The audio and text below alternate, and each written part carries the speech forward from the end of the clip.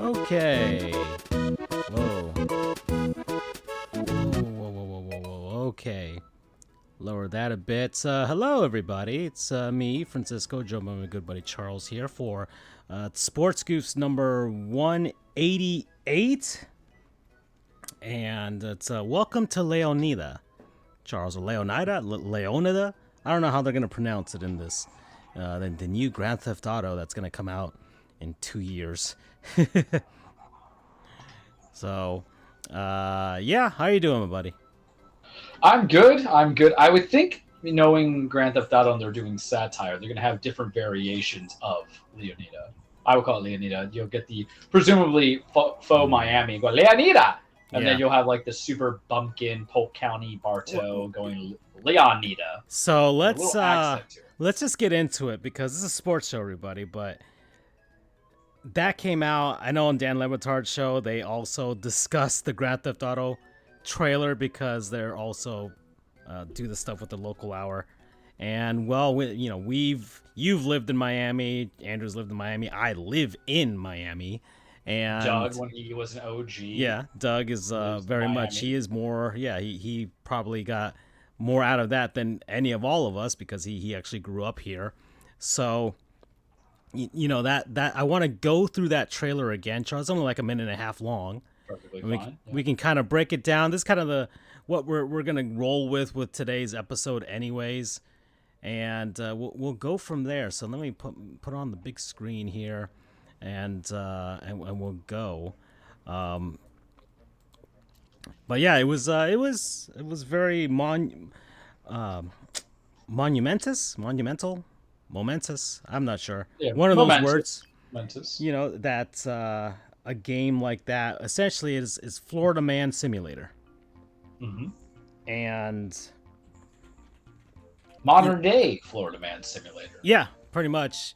Because, I mean, you had Vice City, right? But that was still very much like, okay, GTA 3, but it's Miami this time. It's Miami, too. Scarface and all that stuff. There was an actual Scarface video game, right? And I think one of the Godfather games took place in Florida a little bit. Godfather Part 2 did. Yeah. Charles loves The Godfather and Godfather 1 and 2. And you know what? I accept 3. It's like the bastard. But, they had the video games based on the movies, too, like in, like the late 2000s. And I think Scarface is overrated as a film. I know. It is. But I didn't think it was that good. I love Brian De Palma as a director, but I think too many people make it their personality. Every rapper in South Florida. Yeah. Right. Everybody wants to make it their personality. He gets blown up at the end and shot, and dies. It's not a spoiler, guys. It's been 40 years. But and wasn't frickin' who the Ray Liotta? Didn't he voice the guy for? He voiced Tommy Vercetti. Yeah. There we go. Rest in peace, Ray Liotta. Ooh, I got a trophy. But yeah, it was just so good. Vice City itself. I never fully finished it, which I had mentioned to Derek today, who's going to get kind of like a shout out to a degree because of certain college sports adventures, because he's going to be your number 2 in this but San Andreas is still my favorite. 5 I didn't care too much for, and we'll go into detail, but let's examine this story or this trailer. Okay, so let me get it up here on the full screen. Let me try and bump up the it was a 4K trailer, by the way, for anybody out there. So this game is coming out so far it's just been announced for the PS5 and the Xbox Series X and S. Well, I can't imagine the S running this thing, to be honest. But I mean, they'll have a low grade of it the same way how they were doing which will probably be like the low end PC version of it anyways. At this point, they haven't announced the PC version, but I honestly think that the only reason why they haven't announced it just yet is because they're probably working out who is going to distribute it. Is it going to be Steam? Is it going to be Epic? Are Rockstar going to do it themselves?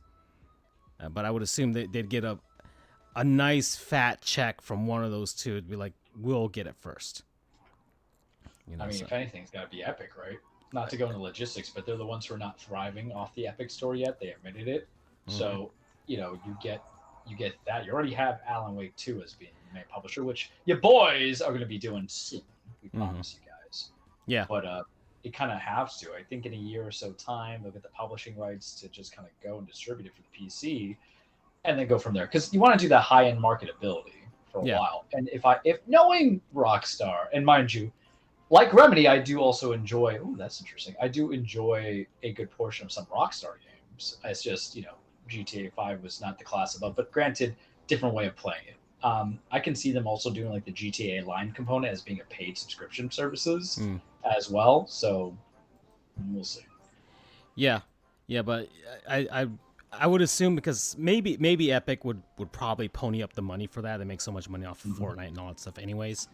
And I remember when they started the store, I think for like the first, because they always had the giveaways every month of games. I think the first month they gave out GTA 5. So they've worked before with Rockstar and this type of stuff. So I would assume they would do that. And the only wild card I would see was be like, I can't imagine Good Old Games doing it. I don't think they would. That's like CD Projekt Red's PC whatever client. And I think that's really it with regards to everything else. And the only other wild card would be like Microsoft themselves, and be like, look, we have Xbox on PC, you have this on Xbox already, and I can see them doing it. Yeah, and they might even be like, hey, look, make it Game Pass exclusive for like 6 months or something like that. We'll pay X amount of millions of dollars to have it on Game Pass day one. So that's always a possibility that could happen. I think you can get from Microsoft, because what they're going to want to go to is, they've always loved the idea of cloud everywhere gaming, but not cloud streaming. It's just you have our entertainment. They want to basically be like Sony. And I'm not talking about PlayStation. Hear me out, guys. They want to be, hey, you have our TVs, our sound bars, our gaming stuff, but in the manner of, that makes life easier, in the manner of video gaming, which makes sense. Yeah, they're trying. You have a PlayStation Portable. Soon we'll have the Microsoft Portable stuff, right? I mean, Microsoft's just trying to get their thing on everything. They're working with Nintendo. They want to get Game Pass on it, right? Yeah. They want to spread their seed all over. So there's a little bit of Xbox everywhere, even though like that's what they're trying to do.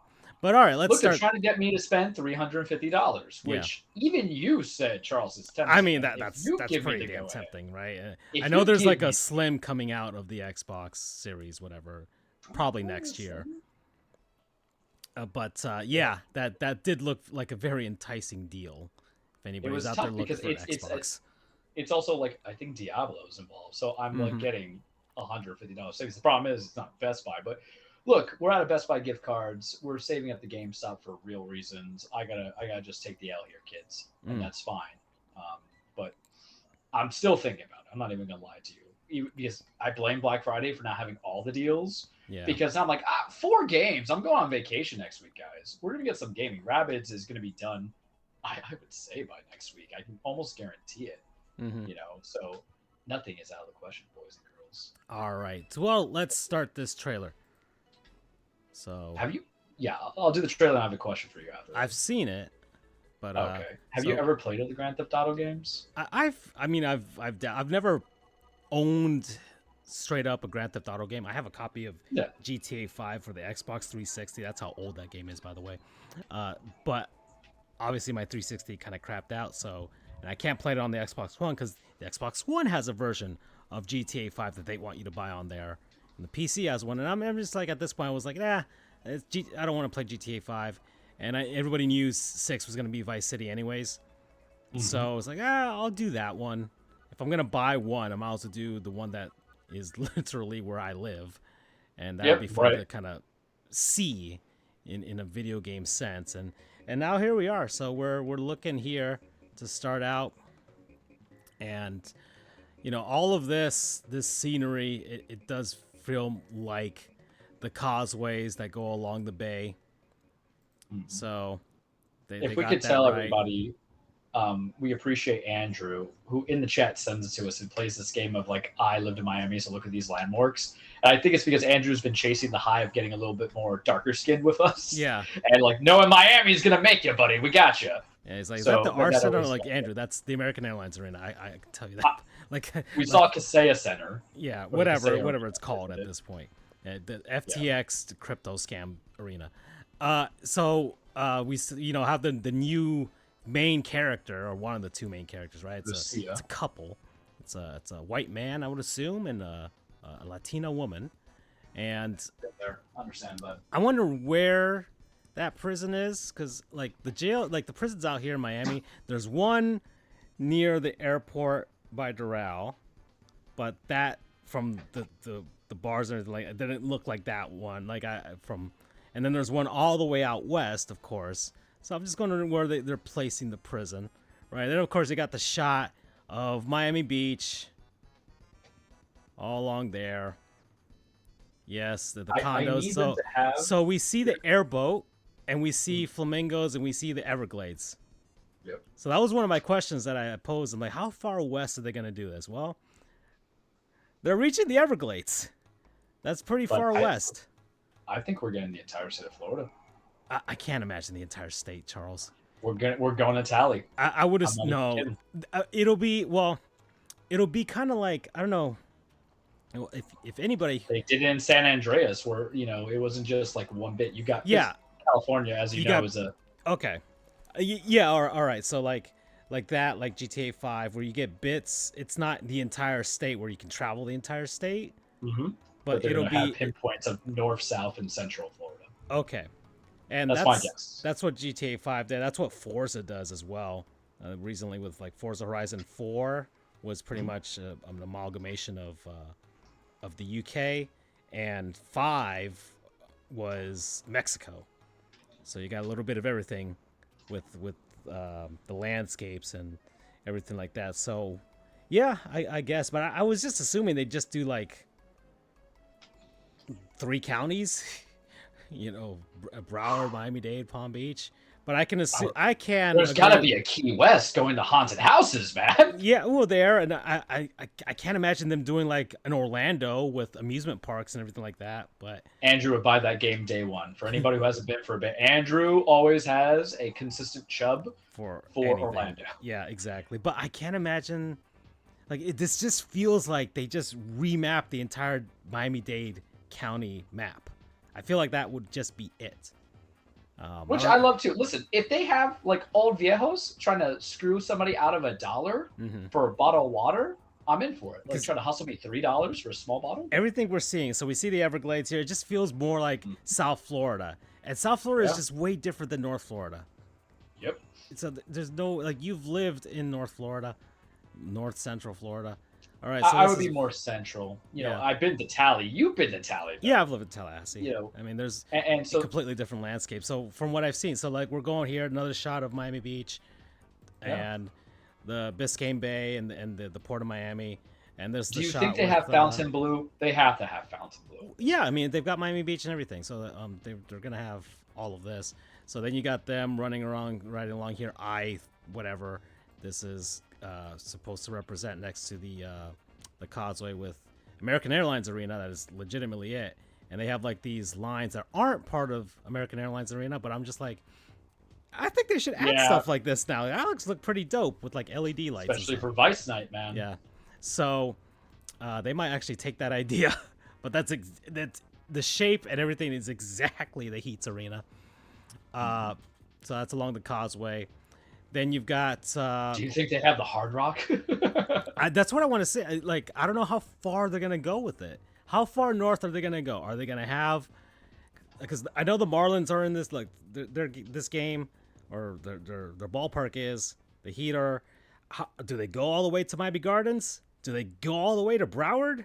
How far north can they go? I need preppy. And how far south? Like I said, are we getting the Keys? Are we getting whatever? Well, the whole thing about like the Everglades and stuff like that is you can dump bodies and stuff. Yeah, the Everglades is ready. Yeah, that's prime and ready. Big space, because and then you have all this area that kind of looks like Wynwood. Then you have gosh, this is probably like 11 or something. Because people have come out now. I guess there's the NDA they've probably had with a lot of these places in Miami. like a representative from space was like, yeah, they came and they kind of like they took photos and videos and like mapped out the inside of space, and 11 is close to space, so I would assume that strip club was probably mapped out and everything as well. It reminds me, they'll have like a Tootsie's and a Scarlet's. It reminds me of when they did Bad Boys for Life, and they're like, Miami got the most praise. Y'all don't understand how great it was. Just to have that, like, now we're going to be immobilized in a video game. Well, there was a Bad Boys Miami video game that was terrible on the PS2. Yeah, just awful. It was really bad. They could not pay Martin Lawrence, Will Smith to reprise their roles for sure. And then you've got this scene that's probably somewhere in like Alapata or North Miami Beach or something like that around there. Do we have Pahokee? No, they're not gonna. Are they gonna go that far, Charles? Are they gonna go to Lake Okeechobee? A lot of the recent, a lot of the Grand Theft Autos in general are rags to riches. There was nothing more rags and riches than trying to pimp out Pahokee kids from high schools in football. Yeah. Your boy Anquan Bolden would like to be the poster child for it. Yeah. Listen, if for a college football mindset, if you get somebody from Pahokee, you're in. You got somebody who at least is going to get drafted in the first 3 rounds. Then you got all of these islands along the, like this kind of looks like the Venetian Islands here. So then of course you got, Collins and Avenue and everything like that here on Biscayne. Ocean. Can I say something on a professional level of what I need them to have? Because we mentioned jail. I need to see Chrome Detention Center and what they're, yeah. GTA is very political, right? And there's satire, and I need that in some form and capacity. Well, that's kind of that. So this, Charles, I think this is the keys. This is actually the keys. Oh yeah. Because look. You have the actual main US one that goes all the way down to the Keys. And then you have the side one that used to be where the railroad was. You see on the side here? On the right? Where this plane is going through. So that is actually the overseas highway for the Keys. So yes, we are going to be going down to the Keys, Charles. They got us, damn it. So I believe that we're going to get that far. We're going to have some sort of amalgamation of the Keys. And then you have this. And I swear to God, I hope they do something cheeky. Instead of calling the Keys, they call it like the lock or something. Yeah, something like that. The chimes. Then you have this vice symbol. I don't know. This. Then, of course, you have the TikTok or Instagram stuff. So that's people, yes, alligators. I gotta say, Twitter is perfect. Yeah. For the humor, because the stuff they've been seeing about the lady just dancing in the car has made me laugh. Yeah, so they compared everything to these actual things that happen in real life. All of this. Yes. It's a sports show, guys. We'll get to it. Yeah, alligator walking into the thing. Of course, drug bust and deal, things like that. Crazy people, naked people on the streets. Yeah. So, this out here, that's probably out by Chrome anyways, because all the way out there is where you do all the mudding and everything like that too. So that is also represented here. Yes, those homes are very much Miami. That you see those apartments behind there. That there's several places in Hialeah that look like that. I'll tell you that much, Charles. And I see a lot of apartments in GTA with the little window barricades and like a Santa Maria kind of thing. Yeah, and then we've got them. Just the video, the virtual hearings that we have in Florida, where you have these characters appearing on screen like this. It's so good. This is in Spanish. Huh? I've never read this. Confesión escrita en tinta para tatuajes. Un tatuaje en el cuello, in his neck, que lo delato a sí mismo clave en la condena de un hombre. Did this man write his confession in his tattoos on his neck? Yeah, well, it's GTA. That's great. So GTA Rockstar is also known for giving you like good soundtracks, but I need them to. You gotta do me a solid here. I need 2 things. I need like a Help Me Howard combo, right? For anybody who's in South Florida, West Palm, for the most part, right? And then also some of Miami stuff. And I also do need if we're gonna make it very Hispanic based, which I'm all for. I need like an offshoot of what Telemundo or Well, they've got it here. It's called Mega Univision. Noticias. This is perfect. Mega Mundo. That's Mega Mundo News. That's what it is. It's a I want TV. to know. This is a TV report, a faux TV report of this man who had his confession tattooed on his neck. You know what the best part of it too is? They must have had somebody who has had some form of consultation about it, and just said like, all right, we need a Hispanic, expert here. Yeah. Which one of our Latinos do we have coming into it for Rockstar? I mean, I don't think Sam Hauser. You can't bring a Mexicano from L.A. to Florida to try and suss that out. You need to bring real people who are from here. Okay? What Cubano, what show? Venezolano, somebody. Didn't we have that situation a couple? Oh, it was it's the Insomniac situation. Rockstars are professionals, okay? And like Insomniac, who has Miles Morales being Puerto Rican, I was like Cuban Spider-Man. There you go. No, they definitely got some consultants from down here, for sure. Because this is. They called up Alex Hanna personally, like, hey, frickin' wheels up, guns down. They've got this too, as well. Where's my Liberty City? Yeah, well, this is where this happens. So there it is. That is where that happens. And for anybody who needs to understand, we're not talking about Liberty City like Grand Theft Auto New York. Liberty City is basically a no man's land in Miami. That's probably about 20 minutes from you, where you live in Hialeah. Yeah. If I have to remember my metrics. Yeah. Yeah, and here's the thing: I need ass elbows to traffic, just so people understand. Yeah, so like 2 in the afternoon. I mean, there we go. Yep, pawn shops and stuff like that. Yes, that's very much Florida. Okay, and there's GTA 6 in Leonida in Vice City. 2025, Charles, probably late 2025, I'm going to assume. And, I mean, it doesn't really matter. It's going to sell boatloads no matter when it releases. But yeah, that's, it is very much a simulation of South Florida. Like, they nailed it in the trailer. Everybody, like, the local news down here is covering it. Yeah, like, everybody's covering it. But but especially down here, they would never have covered, they didn't cover GTA 5 or anything like that. But this trailer, the representation of South Florida, because I don't really see much North Florida in that trailer, Charles, or Central Florida. Sorry, Andrew. That is South Florida to a T. It's Miami-Dade County to a T, and I just wondered. And it's got the keys, so I'm wondering once again, how far north are they gonna go with this? How far west would they go with it? Are they gonna get us to Naples? Are they gonna, because we know the keys are there. You're at least getting north to Palm Beach County, because what was Palm Beach known for anybody who lives at Corruption County? Yeah. Francisco and I have both lived in Palm Beach County. Yeah, and you can make an amalgamation of North Florida and Palm Beach County a little bit, because there are parts of Palm Beach County, as you know, that are very much like North Florida. So, Waxahachie could basically it. Waxahachie, Tallahassee, boom. You can make that. It's just not as hilly as hilly. You know what I mean? Mm-hmm. So, I'm very much intrigued. I think a lot of us. Man, as much as everybody's probably laughing like it's Florida Man Simulator, but there's a sense of pride when I see that. I'm just like, yep, that's where I'm from. Yep.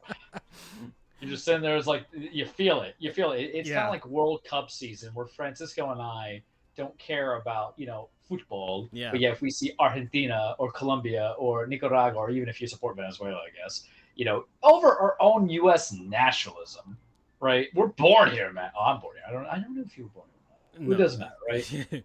Yeah, I know you did travel. That's how I always like to find you. But law school, Miami people, a lot of people came from XYZ different places. But we always find this weird national pride that comes into it, right? Same thing kind of applies to this game. Where I'm like, I lived in Miami for 3.5 years. I go there often, throughout the years to see everybody. And I'm just like, and every sport game, I'm like, yes, this is. I have not found a home in Florida as I've moved around so much.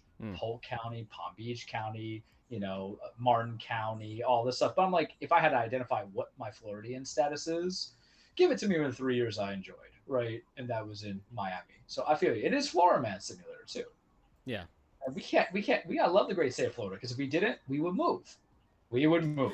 You can go anywhere if you wanted to in federal. Yeah. And me, I'm sure I'd be a good lumberjack in North Dakota. Yeah, I'm already seeing here. See, I'm already even Andrew. For Andrew, who doesn't strike me as a GTA guy, I think he would be the Hank Hill meme. Was like, oh my god, I just took this man's car, and he would feel bad about it. Yeah, and he's just following the rules of the road and doing everything like that. Yeah, and then, but even this one, Andrew would probably do a drive-by. You know what? In a way that it kind of, man. Now that you reminded me of that Hank Hill episode where he was basically a GTA simulator, but of his life. Mm-hmm. Like that's kind of what this feels like, man. To me, this is just a GTA simulator. Next year I'll be living in Miami for 10 years, Charles. Oh God! And I got out at the right time. I don't know. I've done a little bit of everything that I've seen in this game. Do you think I gotta ask you this question? And for anybody who's lived in Miami, they're gonna understand, because they're gonna have their strip malls and everything. Do you think they're gonna have like something that's a knockoff of like La Carreta? I mean, like I didn't play GTA 5, so I don't know how deep it was. But there's good on the nose stuff. Okay. Miami's very centralized, so it's not going to be like a copycat of like the state of California, where there's so much, because there's Los Angeles, but California could be many, many things. You have Hollywood, you have the Redwood, you have San Diego, you have all these Anaheim, you have all this stuff. Miami, it's more for, I would say, some of the establishments, man. Copacabana, baby. Yeah. Coming into it. Tootsie's, all this fun jazz that comes into it. And Miami State, what are Miami staples? We mentioned Fontainebleau, La Carreta. What's the Spanish word for, what's the opposite? La Carreta is like La Baja or something like that. It's been a long time since I had to go into with that variation, but there's usually some good satire. Yeah. I just appreciate it. Whether or not the game's going to be good, we'll see. Rockstar doesn't really make bad games. They might make some games that are mid, like Bully. For anybody who's about to attack me, I played it during law school. I didn't finish it. I'm sorry. It was a time and place thing. But GTA 5, I wasn't crazy about it. But maybe it gets that extra point or point and a half or half a point for being what it's based off of. You know what I mean? I would assume once we get our hands on it, because we're both going to get it at this point. I saw it. I'm like, damn it, they got me. Yeah. We're both going to get it. This game, that trailer legitimately made me think, maybe I should save up for a graphics card update. Like that's how they are always ahead of their time with technology. So I will always appreciate Rockstar for it. So I might just do that. Just save up, see what I can change or not, or just see what specs eventually come out for this, because it's not coming out for a while.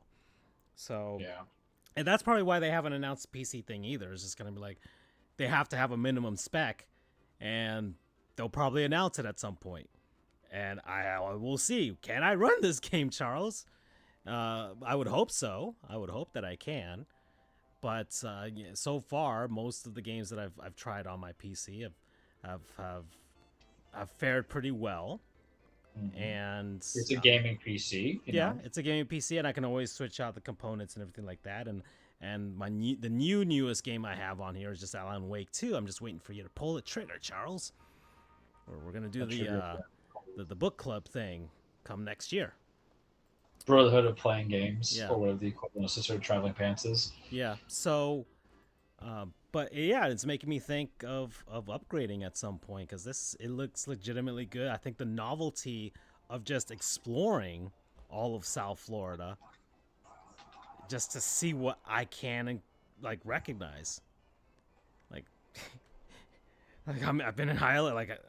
They legitimately recreate Hialeah. I'll just be like, this is great. When you buy it, the day one that you play it, you know what's going to happen. You're just going to go to the bathroom, and you're going to come out magically in an A-cut white shirt, like khaki shorts that are a little bit past your knee, and then slides with socks on. Yeah. And you're like, what happened? With a gold chain. and then somewhere it's gonna be like a picture of the Virgin Mary in the corner with a yellow candle. Yeah. You guys don't understand the culture. Yeah. And that's why I think everybody who's lived in Miami, Yeah, maybe you rosary haven't hanging lived in Miami. on your. Oh, you're gonna have a tattoo on your right arm. No, well, yeah, but you also have the rosary in your car on the rear view mirror. Oh, yeah.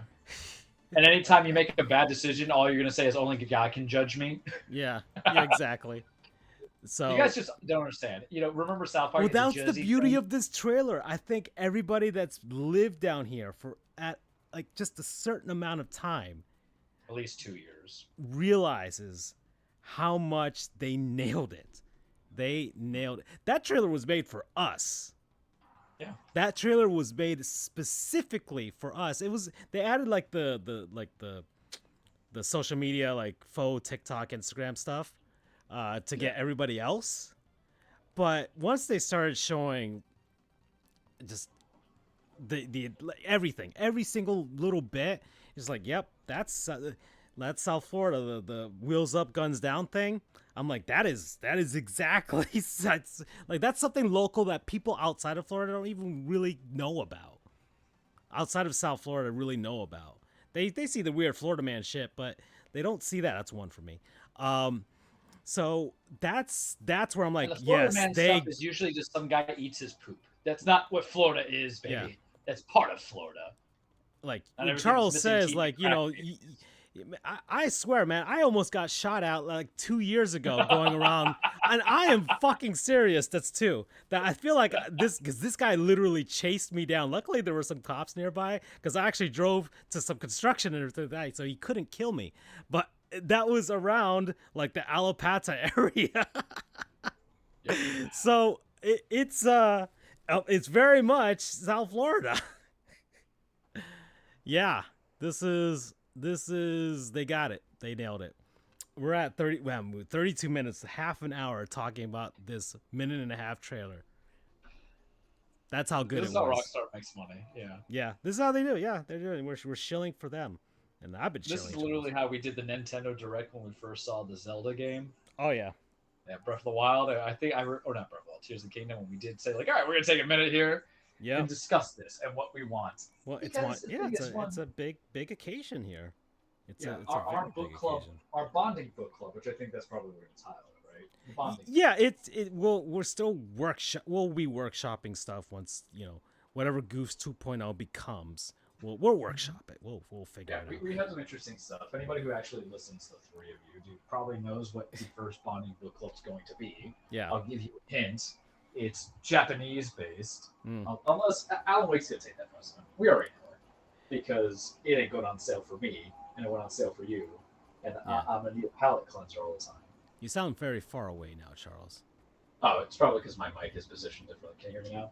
Yeah, I can hear you, but you sound like you went further away. That's all. You sounded much closer before. I'm not sure what you did, but anyways, so that's that. Man, I guess this is a sports show, but. I mean, I beat Alan Wake. I'll just talk about the gaming endeavors since we're here. Look, there's gonna be there's no baseball. No one's been signed yet. Yeah, the only thing the only baseball thing was Jim Leland made the Hall of Fame. Hooray! That's been good for me because when good things happen to the Marlins, good things happen to me, Charles. And I've been killing it the last couple days on the social. And yeah, it's been pretty good. I've been selling some shirts. Let's do the plug. Follow him on the Twitter, Marlins Historian, Panthers Historian, FJOJR, Charles the True, Dan Freeholey, Sports_Goofs. Give some shout-outs. Roy Bellamy, follow him on that. Jeremy Taché, Brendan Rourke, good friends of the show. He was on this show. On our show, and then Public Enemies Podcast and Humble Wrestling for my wrestling stuff. Indeed. Boom. You get bombarded with them each time. It's only fair that they get their love. Yeah. But yeah, so Jim Leland made the Hall of Fame. That's great.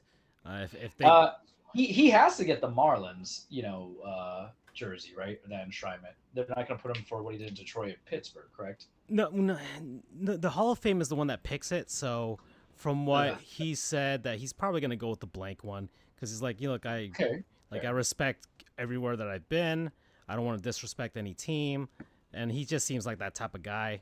So I mean, if you've ever seen Jim Leland talk about baseball, he almost cries like every single time, and it makes you want to cry. I'm just like, oh, and so I'm going to assume he's going to go in with a blank cap because he spent a lot of time in Pittsburgh, spent a lot of time in Detroit, and won his championship in Florida. So, and then he was like in Colorado, but man, that he's Cup of coffee.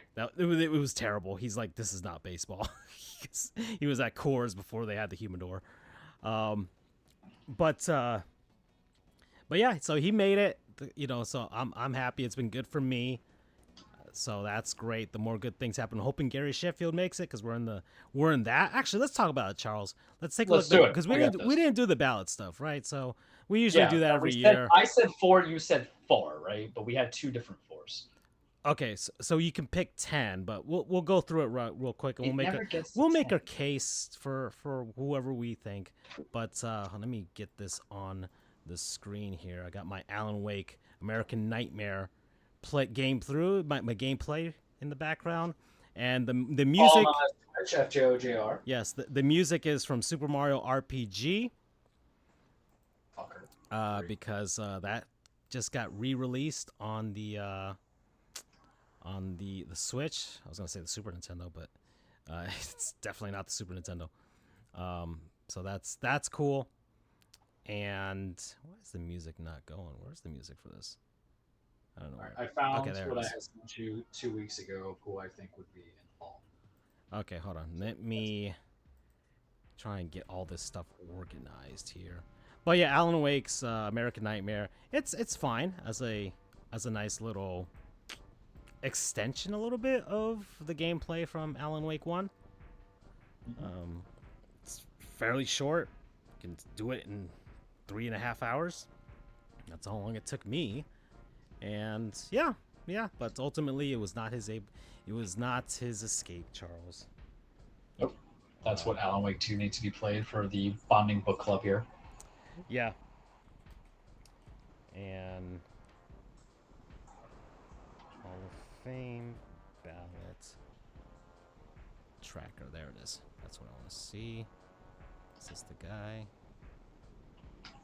Is this the guy? I think I screwed that up. There it is. Alright,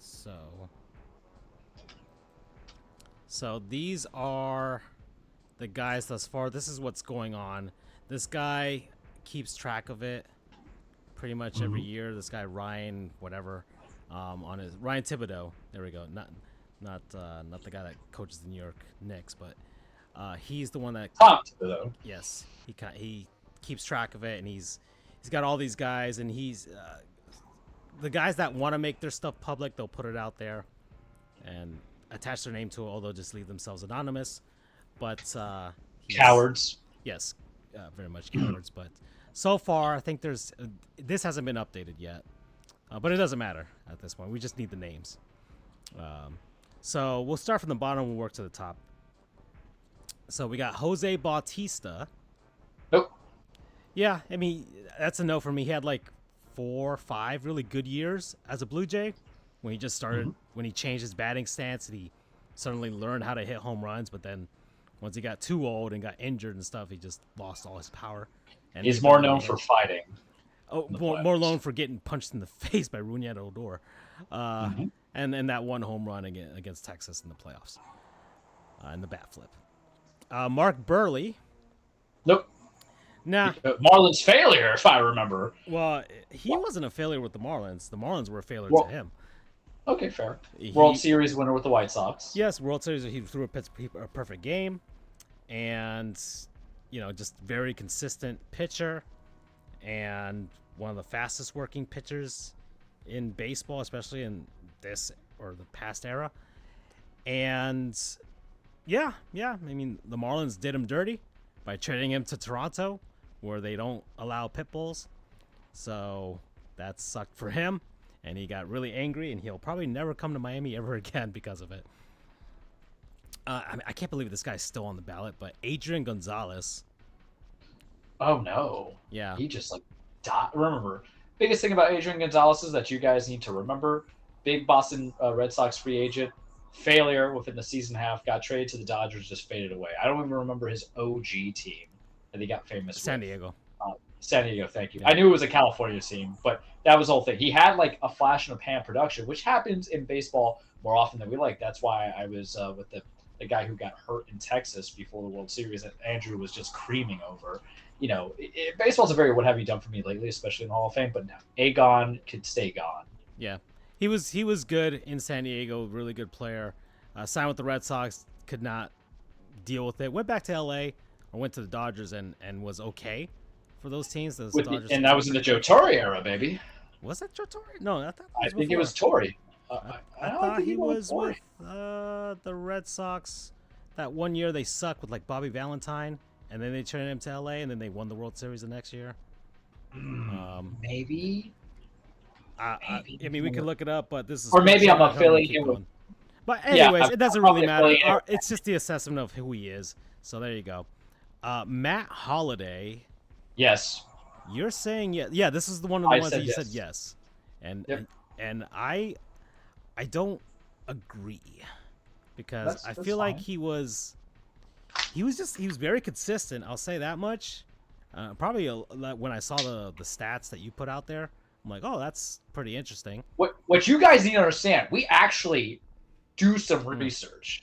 I've mentioned it like 3 weeks ago, is the fact that sports, when you're a weekly podcast at most, is what's important on a Friday is not relevant on a Tuesday. So please understand, we can't prepare for this argument because we all love baseball. Yeah, but Matt Holliday, I mean, I think he was just very good, but not like great. But he was on some very good teams that kind of helped propel him with the Cardinals and was on that Rockies team that made the World Series. So that's what I most know him for. I think he was on the A's when they made the playoffs like a couple times. We also had him as a Yankee for a cup of coffee. Really? Oh, I didn't know that. Yeah, I believe so. Yeah. Okay, Victor Martinez. Nope. Nah. I felt it a little bit, but like, nah. Nah. You know, and this is the hard part with the Hall of Fame is that injured. What's your metrics? Yeah, what's your metrics? What's your metrics? What you're doing? He kept getting injured. He was on some pretty good Tigers teams, but aside from that, maybe like 3-4 years where he was like really good, and then. May I pick the scab on Matt Holliday for 2 seconds? Yeah. You're not going to consider the 7-time with the batting title as well, 7-time All-Star in the batting title. The Silver Sluggers to me are kind of like in between, but. Oh, the Silver Sluggers I think are pretty good barometer because like some guys don't make the All-Star team because it's like a popularity contest. We're saying the Hall of Very Good for Matt Holliday. Like the Silver Sluggers, I consider more meritorious because that's the entire season. I would agree. And so. Batting title is really good, but that's just one season. It's batting average, which a lot of people are now not seeing. We had him in 2017, by the way. Okay, so like, yeah, all right. So, Hall of Very Good, just not Hall of Fame. Okay, I can live with it. I can agree with your argument about the World Series, but remember, he wasn't a bad player. In no way, like, you know, of course, at the end of his career, but like in none of his stops was he really bad. I just remember him being good in St. Louis, being very good in Colorado, and had like a good season with the A's when they like weirdly had him for like a playoff run or half a season or something like that. So, and I think that's why I throw him into consideration. Why I said yes is because I remember that St. Louis had a trade for him, and that was the game changer. He didn't go as a free agent, if my memory is correct. Yeah, something like that. And what it meant to be like a big, you know, overhaul. Yeah, impact bat. All right, Brandon Phillips, who's married to a very pretty woman. I'm going to Google this real quick. I say no. I remember him, but no. Oh, Brandon Phillips is married to Jay Cargill. Yes, that's what I was saying. Yeah. Oh, give him the Hall of Fame for that. I mean, I'm not for it. Yeah. But, you know, my paralegal's in love with her. I love her. She's in WWE now. She was from Bureau. But just for that, sure, the Hall of Fame would pull, man. But objectively, as a player, I cannot say. So, Brandon, you're winning in life anyway, but you own like an indoor baseball league. It's okay. Yeah. Brandon Phillips had some really good years with the Reds, but I don't think he was really impactful anywhere else. And even then, I don't think he was like the best second baseman in the league when he was with the Reds anyways. Like he was never like number one. He was always like Chase Utley, even Dan Ugla with the Marlins, I would say. But yeah. Okay, Jose Reyes. Absolutely not. No injury history. Kind of petered out once he left the Mets. The one season with the Marlins was kind of eh. And he went like to Toronto. Don't remember him anywhere. And then he went like back to New York for like a goodbye kind of tour, and that was it. Yeah. So, all right, Jimmy Rollins. I say no, but if you're going on the 10 theory, he could finally get in. Yeah, I think he would get in. Possibly like, man, he's got some good numbers accumulated for like a shortstop that's more of the traditional shortstop. Not like now you have the shortstops that are like big guys who are power hitters, right? He wasn't one of those. He was more of the actual shortstops that are just like smaller guys, but they can hit and they play really good defense. Yeah. And he was on a lot like that era of the Phillies they were dominating the National League. And very, very reliant on Ryan Howard and Jason Worth. I mean, I'm bringing up his stats now. I mean, yeah, he got MVP. I think he got World Series MVP. Or was it just overall MVP? Well, if it was a World Series MVP, they would say WS MVP or something. Oh, he got MVP in 2007. Yeah, I mean, he was really good for that period of the Phillies, like the shortstops getting 230 to 2011. I mean, but here's the thing: you get that MVP, but you're a 3-time All-Star. The Gold Glove, I say, matters for the defensive. That's your only defensive metric that you have, guys. All right, yeah. So that fine, give it to him. I don't know. Right now, no. I don't want to, but I'm giving him 10. Like maybe his final year, I guess. But man, just think of that's other the other thing we have of the era. I don't know. Yeah, well, that's the thing. The only thing I can say that's good about it is that the 230 home run for 2000 to 2016 is what the production base. It's like a catcher is never going to have more than like 200 self as hitters unless you're like the Molinas, right? But I don't want to. I'm not going to walk away from him being an MVP, to the player. Though. His numbers retired in Philly. He's got a World Series ring. Believe me, and mind you, and he's on TV now. So yeah, and the voters do this all the time. So if they instead of just filling in the automatic 10, which they should do, especially with the new eras coming in about 10 years. All right. No, if he got in, I would hate it. That's my final thought. Okay, yeah, that's fair. All right, James Shields. That's a big no. Nope. James Shields gets seen him pitch twice when I was seeing Yankees versus Tampa. Absolutely not. Yeah, he's they called him Big Game James, but man, did he ever? That was probably like big games. Yeah, but even then, he would stop being Big Game James. For a lot of stuff too. So he that was probably like maybe 2 or 3 years where he was that, and then after that, just nothing petered out. Injury history, and just kind of died. I don't know where he ended up. I think he went to the Angels. Yeah, something. Yeah, most failed pitchers end up on the Angels. So I'm checking this from 2006. He was with the Rays for a long time. That was his the team that I remember. All right, so he went to the Rays, KC, San Diego, Did Chicago. Did he win a World Series with Kansas City? Was he on that team, or was he just off of it? I don't think he was. I think he was off of it. Yeah. Yeah, he got one-time All-Star. That's it. Okay. Nah. But yes, he did go to KC because I remember in KC, I didn't even know he was pitching for the White Sox in those final 3 years of his career. That's terrible. All right. 2016 on. Bartolo Colon. Absolutely not. No. Big Sexy is great, but no. For the meme, that'd be funny, but no, he was caught with, PEDs because he's Dominican, so of course, and he's in the Dominican Hall of Fame. Of course he is.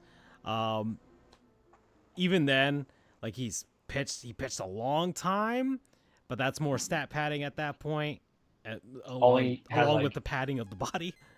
A 2-year window. Have you ever seen his rookie year, man? Yeah, him as him thin, that was insane, with Cleveland. But yeah, he caught with PEDs. He's all stuff. The fact that he got 9%, that he's getting 9%, and the PED argument is complete. Right. You can throw it out away now because people are still voting for him. Go ahead. It's a level of fat man. And I get it. I'm off the whole PED thing. If you use them, fine. You got David Ortiz already in. The argument's over. So thank you. Because this is very relevant to okay. someone who will be Torrey Hunter. I've seen people putting Torrey Hunter on. I said yes. You said yes to Torrey Hunter. And I said yes to Torrey Hunter. Defensively, probably one of the best center fielders in the era that I watched baseball growing up. For sure. Look, I'm just as shocked as you are that I'm giving it to Torrey. Like, how many All-Star teams did he make? Five All-Star teams, 9 Golden Gloves, 2 Silver Sluggers. Okay, that's good. 2 Silver Sluggers. All right, yeah. The problem is, it's a very long career, so you kind of nip yourself in the butt a little bit. He was in Minnesota mostly. 97 and 2015 is his entire career. Okay. And I remember many, and he was decent in LA. I'll give you other metrics to consider. 277 batting average, very good. 353 home runs, 2,400 hits. I'm going to give it to him. Yeah. That's me. You don't have to say so. Gosh, that's Hall of very good. I think still, but 9 Gold Gloves. But he's also one of those guys that, like, if he got in like on like the last 3 years of his ballot, I'm like, yeah, go ahead. Sure. Are we Jimmy Rawlings to him? That's what the category we're going to call it? Yeah, let's call it that, right? Just like, yeah, sure, why not? Yeah. All right, Francisco Rodriguez, K-Rod. Nope. Overrated. Really? Overrated. K-Rod did nothing. I had to deal with him as my uncle is a Mets fan. Love him to death. This was the era of, like, the true battle of who is the best relievers. Never cared for him, and maybe it's because I didn't need him at that time. And relievers I've seen are people tough. making arguments for K-Rod because he's got, let's see, in the pantheon of all of this, he has 2-time Rollades relief, like the best relief pitcher of the year. 2002 World Based Series. off a 16-year career. Just contemplate that. 16-year career. 2002 World Series, where everybody found out about him. 6-time All-Star. And let me see, how many saves did he get? 16 years. So that's 437 saves. And let's see. So Trevor Hoffman and Mariano got more than 500, right? Yep. So that's kind of close. I don't think you don't have closers that last that long. So closers are pretty rare now. Even now. I'm also saying I'm super biased because he was always the second best. Yeah, and I get that, especially with the Angels for like that period where they had a lot of competitive teams between that World Series and like 05, 08. And then even you with, can't the Brewers, count win-losses that much.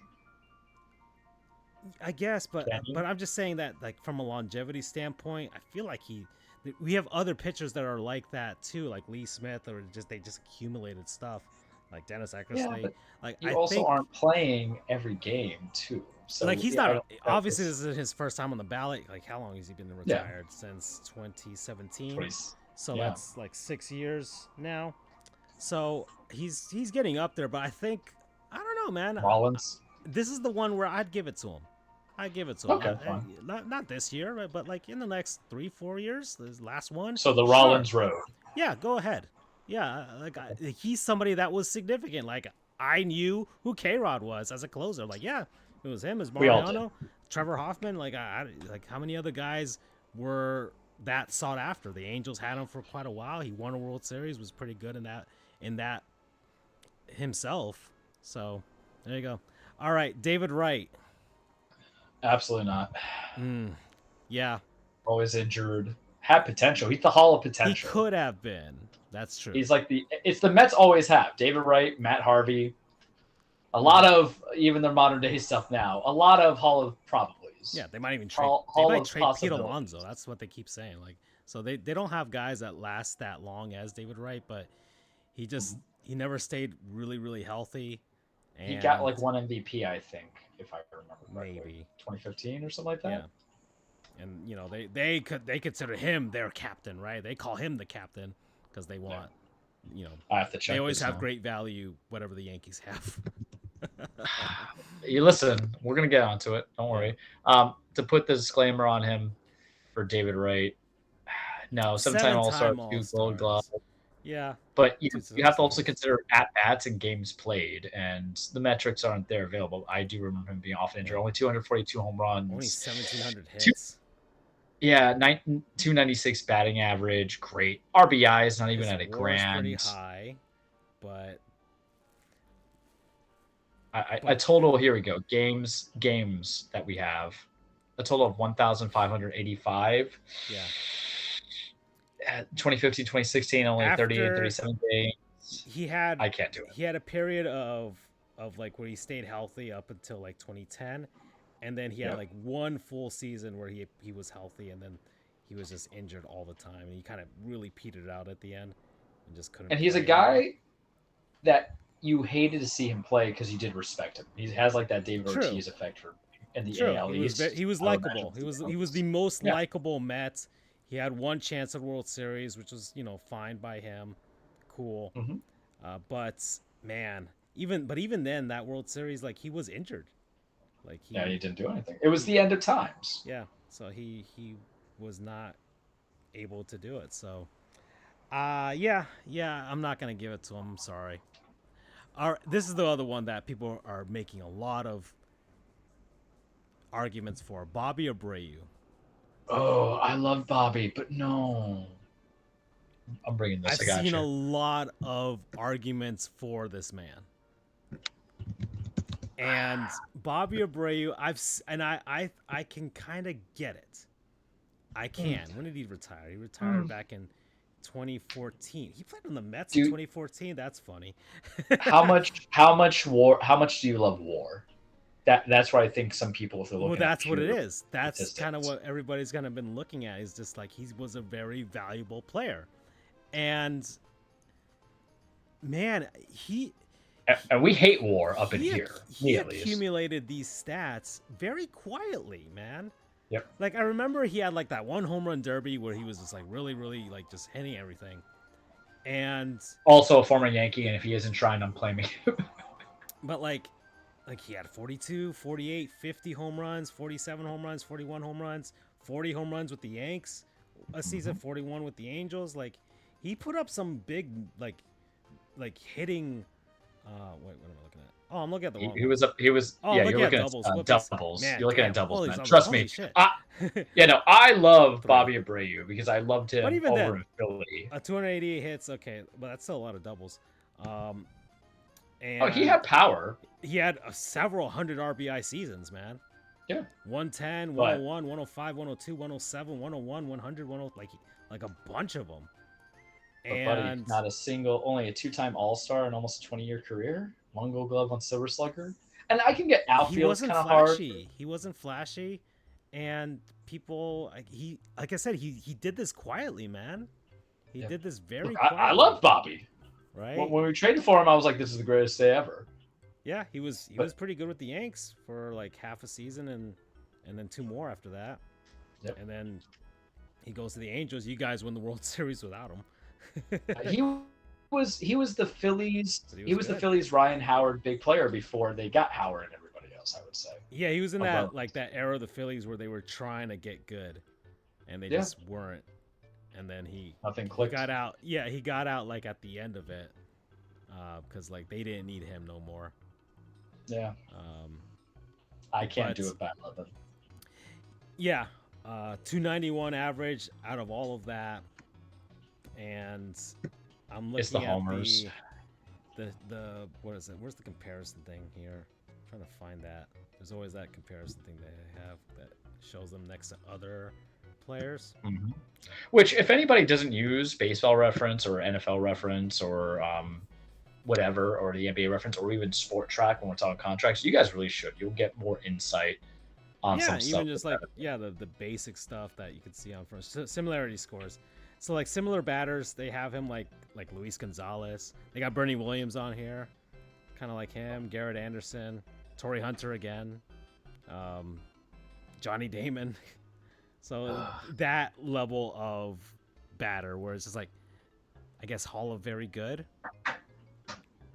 But I could see him.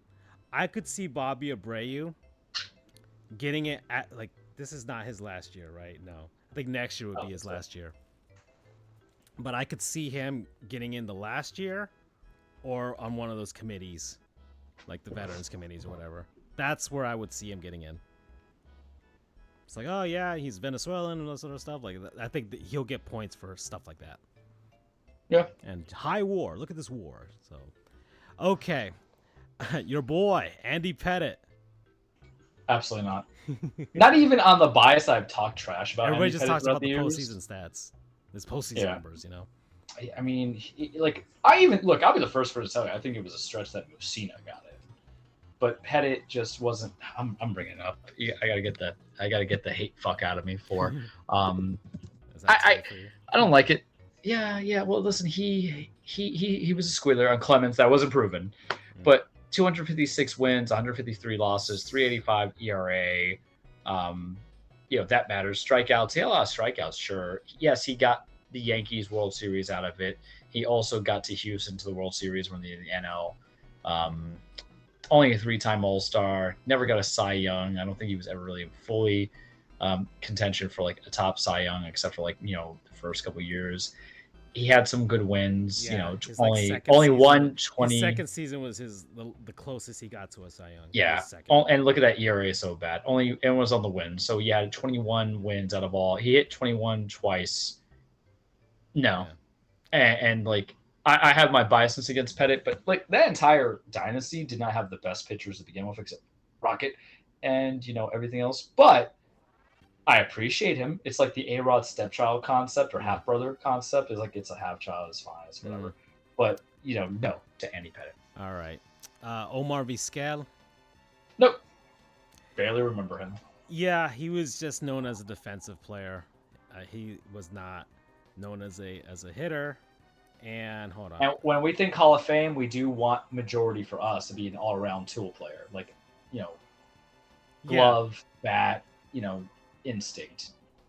You're gonna get guys who just hit homers, and that's part of the game. You do have to score to win. So like Omar Vizquel, he was an accumulator of stats because he lasted a very long time in baseball, 24 years. 16 years. The fact that he's still on the ballot surprises me. I'm I thought he retired a long time ago. He did, 2012.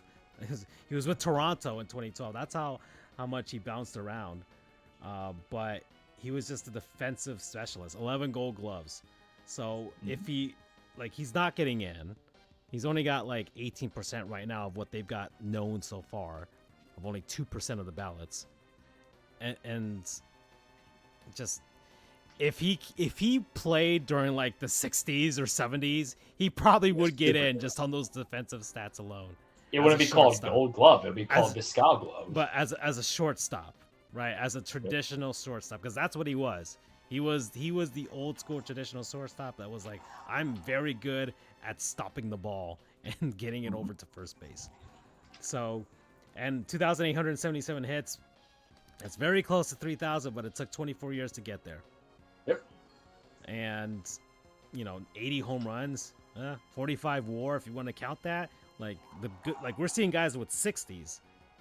So, and WAR is just a weird stat to begin with because you're saying if you did not have this guy, this is the amount of wins that you would get. So I view WAR on an overall. And not a terrible hitter, 272 overall of his career. So he wasn't a offensive liability, but he never really had a season where he was just he lit the league on fire offensively either, right? He not 43 those late 90s Cleveland teams. Yeah, he was stealing bases 40, 30 steals a season, something like that. It was also a different game if you guys don't like juice back then. For the kids who weren't alive, it was really base stealers. Yeah. Vizquel juiced a little bit. He probably would have gotten some higher numbers there. I'm just saying, some higher power numbers. But he was always a thin, short guy, so there you go. All right. Yeah, another one of the boys, Carlos Beltran. Oh, hell nah. I love Beltran. I don't know if I love Beltran. This is a guy. Because of Houston, so I hate him for it. Well, but this is a guy that the argument's being made right now for him. I get it. Over the years. Because, there was a time where he was one of the most sought-after hitters in baseball when he was, just killed it with the Royals coming out of nowhere. Then goes to Houston, has one of the most legendary postseasons of all time. And then... Well, I wonder why. No, no, the original Houston run. Oh, okay. When he was with Roger Clemens and then he Gotcha. Yeah. 2004. That when he actually was playing, not when he was a bench guy teaching the ways. Dirty tricks. You know what I mean? Yeah. But Rookie of the Year, 9-time All-Star. Let's see, 2 Silver Sluggers, 3 Gold Gloves. But those offensive stats and even defensive metrics too, like the advanced stuff. I mean, 70 WAR, 435 home runs. That's a lot. It's a lot for a center fielder.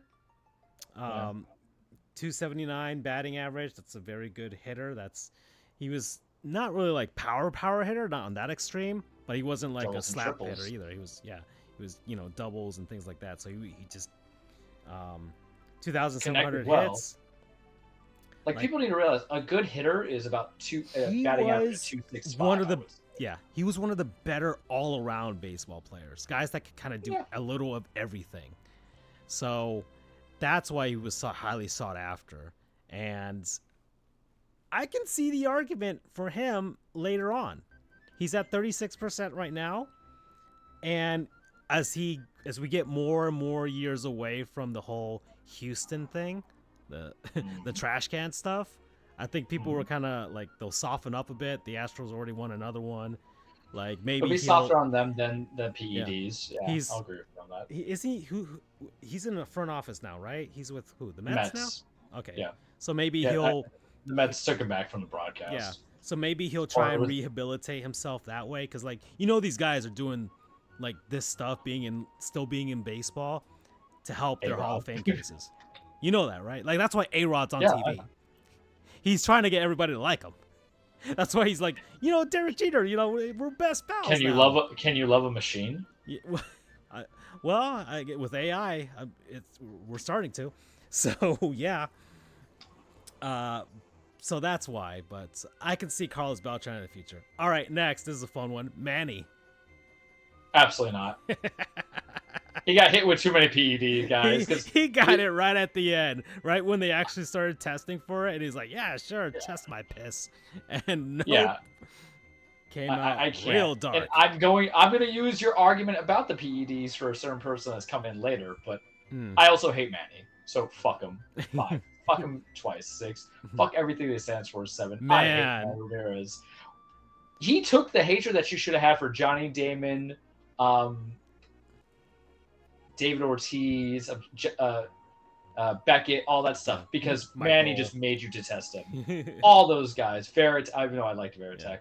All those guys, Manny Ramirez, you just hated him. If you guys thought it was bad when Tatis was just doing the bat flip, remember, and his manager at that time was talking that ish and not liking it, he would not have survived having Manny. I despise Manny. He can't fight. He doesn't know how to squabble.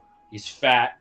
He's on that PED thing with the alcohol mix. I mean, he cries all the time. Man grew up He's literally the Yankees, man. Oh yeah, I got this. Don't worry. And let me have my 2 seconds. Like, you mean where he lived? I mean, he grew up in New York, right? That's where he's from. But he's just grew up hating the Yankees. He literally, the character of Key and Peele Slap Ass 8 or 9 is based off of Manny Ramirez. Yeah. If you guys don't know, please look at them. Fuck you, Manny Ramirez. 10. But man, if not for those PEDs, he would have been in a long Oh, he'd be time in. ago. Yeah, sure. But, sure. Listen, I don't believe in tribalism in my sports, but when it comes to Manny Ramirez and the Houston Astros 2017, I bring it. Yeah. Okay. So, Chase Utley, this is another one that's kind of like on the fringes with Jimmy Rollins, Absolutely. Like those two guys would probably go in together on the last. Of course, it's like 2 Philly guys. Yeah. Not for me, not Chase. As a second baseman in the National League, he was always one of the top ones. So I obviously in my division with the Marlins, so I saw him a lot. 16-year career. Yeah. And always known as one of the dirtier players on the field as well. Yep. So, and of course, Mac's favorite player of all time. So, but he's getting up there. He's got 54%. I think he's going to get it at the end. I think he will. When did he retire? He didn't, when did Chase Utley retire? 2017? 2017? I have his thing right now. Yeah, 2018. 2018. So, yeah, we're only like 6 or 5 years into this, right? Yeah. So he's gonna get it. He's at 54% now with the ballots that they have in I don't know what they gotta go 75, right? Yeah, 75 minimum. So he's gonna get tough, in. man. They're gonna give it to him. They're gonna give it to him at the end, like year 8, 9, or 10. That's when he's getting in. What's the ratio? How long do you get on the ballot? I never remember. 10 years. You get 10 years to stay on the ballot. Just so stupid. If you guys remember my original, go back to the archives of Sports Goofs, like the first Hall of Fame thing where I said Charles doesn't care about it. Yeah, but it's a fun exercise to kind of look back at stuff. All right, Andrew Jones is another guy that's getting a lot of like relooks by people. I didn't put him for a guy that you're going to get to because of a guy you're going to get to, but I can see the argument for him. Yeah, his prime was really, really good. Like really, really good. He made center field he made catches so nonchalant, made it look too easy. I remember my dad hated him because he just makes it look like he looks like he doesn't care. But it's just because he was so good at it that he made it just look so easy in center field. And, I mean, I got 10 Gold Gloves, dude. That's good. 5-time All-Star, span 434 home runs over a span of 17 years. Yeah. Was the right there with like the two-headed monster they had with him and Chipper Jones on those Braves teams. Also a Yankee, and we will claim him. Yeah, but on those Braves teams that continuously choked in the playoffs. Yep. That doesn't help. The postseason numbers don't help. That's right. He didn't get the one because he came in the league after. He didn't get the one in the shortened season because that's an asterisk there. And the Braves lost in '96 to the Yanks. They lost in '97 to the Marlins. They lost in '98 to the Padres. They lost in '99 to the Yanks. Yep. They lost in 2000 to the Mets. He had big time value and he didn't do it. They lost in 03 to the Cubs. Like every season they were in the playoffs and they lost every year to somebody. And his postseason numbers, like I'm gonna look at these now. I mean, he had 273. That's okay, but I think that's in the stellar. world.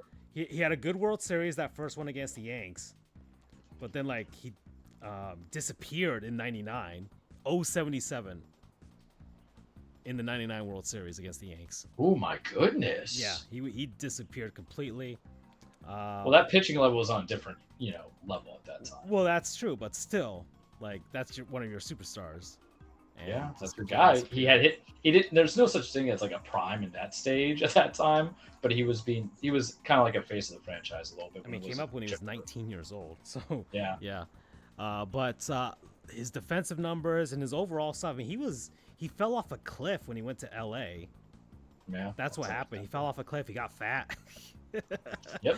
He got fat. I loved it. If you ever look at his picture too, like what they have on Baseball Reference, it was before the end of times. He's still kind of a little bit of a big boy, but his prime was just really, really good, and that's what people are arguing is like he had a Hall of Fame prime that is very hard to replicate for a lot of people.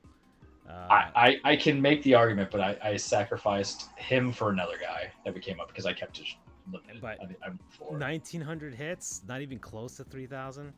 Yeah. Not even 2,500. I would have, 434 home runs, not even close. Well, but the thing is, do you weigh the 400? I think people forget 400 is a very still exclusive club, as well. It is, but like, there's so many guys that have gotten at least 450. Like Fred McGriff had 493. There's also many guys who can at least hit 2,000 or 2,500. Yeah, what 300, 3,000 is the litmus for best hitters, right? Like his cheater. Like when he fell off a cliff, it completely tanked. For me, just all went down. It tanked his Hall of Fame consideration. Because I'm like, see, guys, we are a sports show. We're on some hardcore analysis. If he had like averaged out like just like normally instead of falling off a cliff, and he probably would have gotten the numbers like 2,500 or 2,400 hits, 450 home runs, maybe even close to 500, 490. Like and with like defensive stuff, we're like, yeah, give it to him. Man, yeah, I can make the argument for him, but there's a better Andrew Jones on this ballot. All right, and you know who it is. Your boy, A-Rod. Oh, I thought we were gonna save him for last. Yes. Yeah. Yes, because here's the thing. Yeah, I mean, he always should have been in. And I've always said, and I've said on the show too, my approach to A-Rod is that he's my stepchild that I raised since birth, or the half sibling. You have to accept it. And I quote, 3 MVPs, 14-time All-Star, World Series champ, 2 Gold Gloves, 10 Silver Sluggers, batting title, 696 home runs, 295 batting average, 2,000 RBIs, 3,000 hits. May I take this? Yeah, go ahead.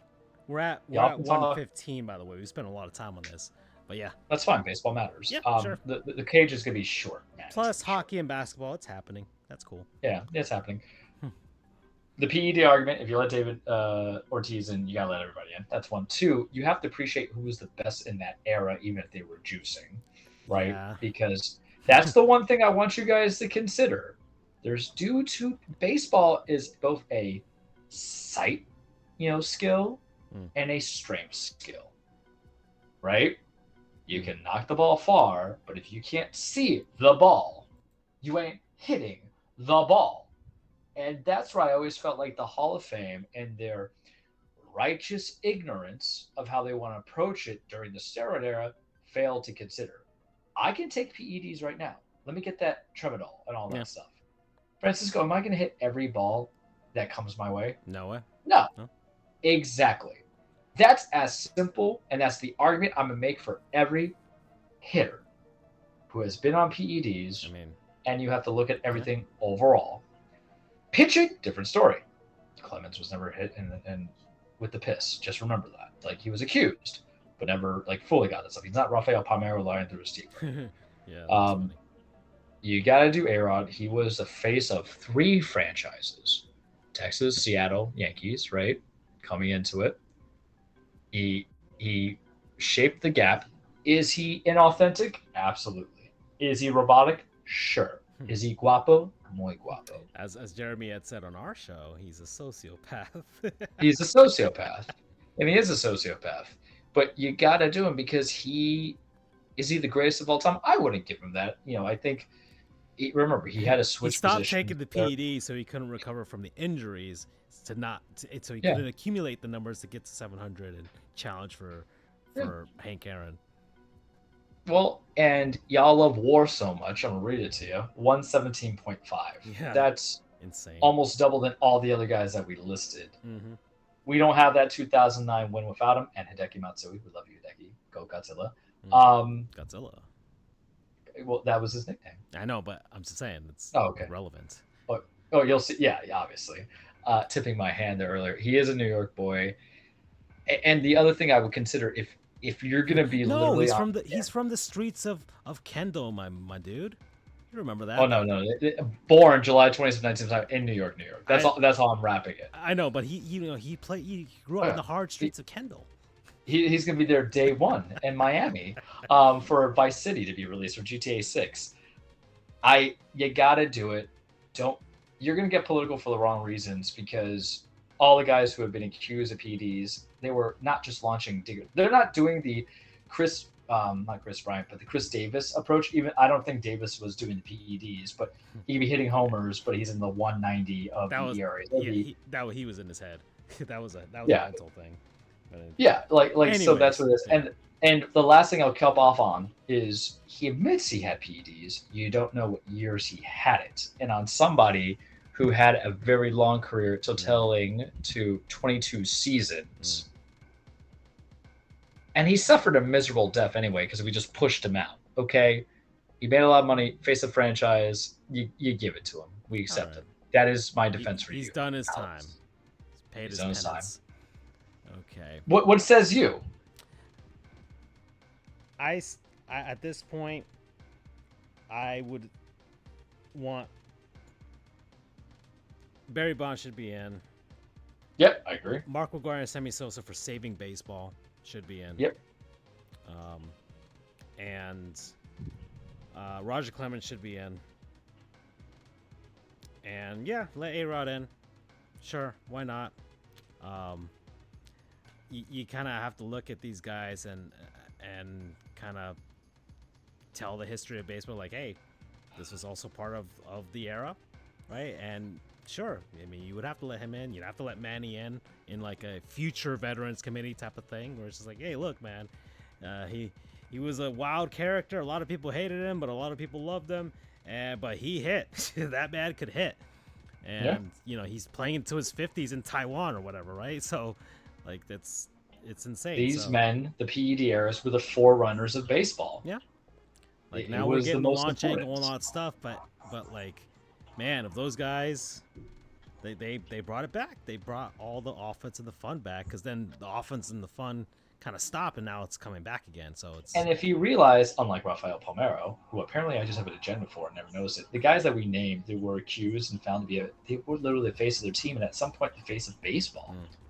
I don't make the rules, guys. I'm just giving you the gospel. I'm sorry. Sosa, McGuire, face of baseball through that year and a half. The Hall of Fame is also part popularity contest. So guys that All right. Next one is another guy that gets a lot of consideration from people. Is Billy Wagner. Nope. So this is another one where those guys were just like him and K-Rod.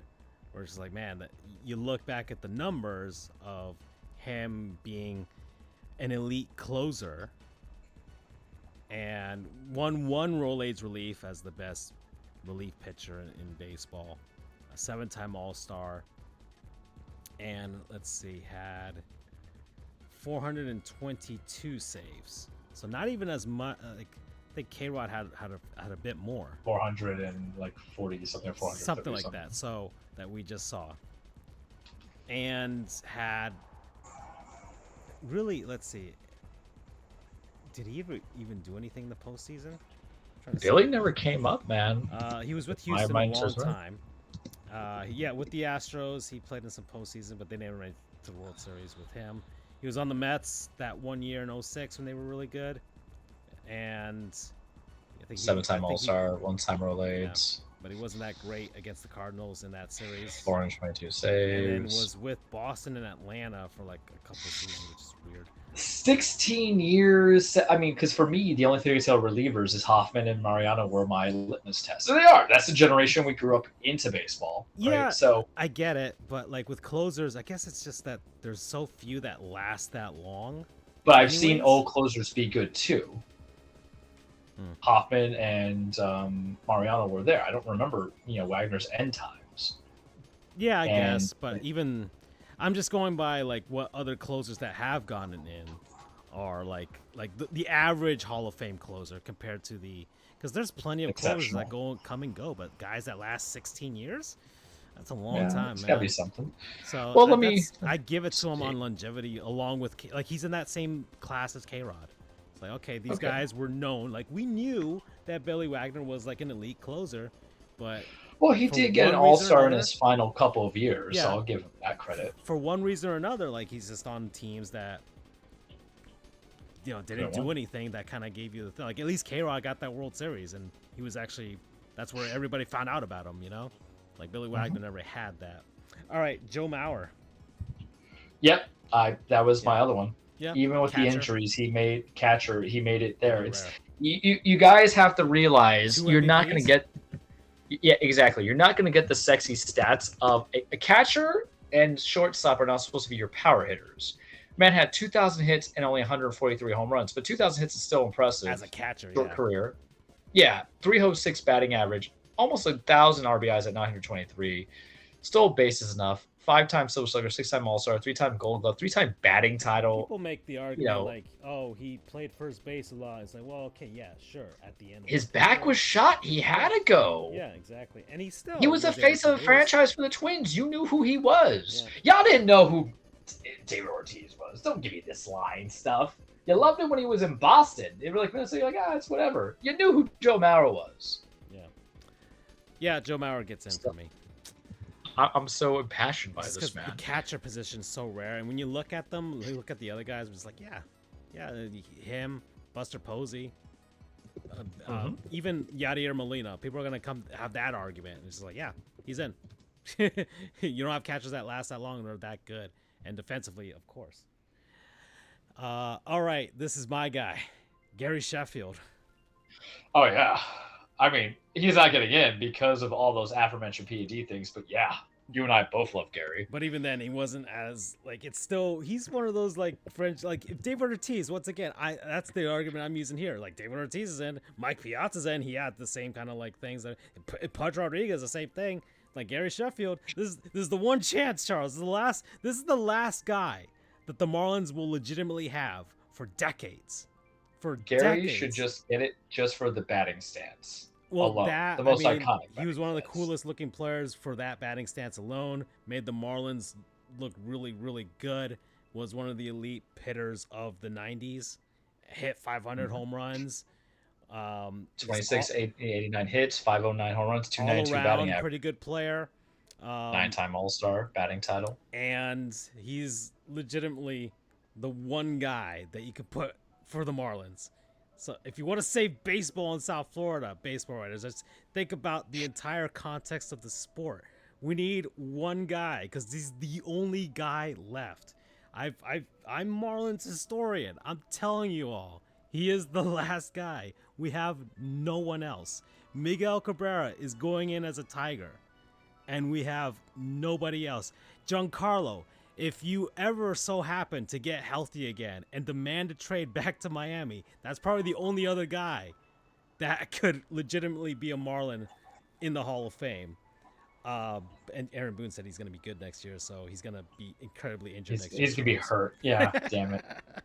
We just know it. Oh, just demand the trade back. You know, we'll give you pennies for him, and we'll just call it even. All right? He'll come back home. We love him here. Right? And that's fine. So, but any case, yeah, Gary Sheffield's the last one, unless Giancarlo finds a way to get healthy enough to get to 500. All right, these two that are okay. The obvious is Adrian Beltre. He's getting in. We don't have to. Yeah, that was I sacrificed Andrew Jones for Adrian Beltre. But he's getting in. He's got 3,000 hits. He's good. Yep. We're good to go. And the last one is the other one people are making arguments for in the Larry Walker sense is Todd Helton.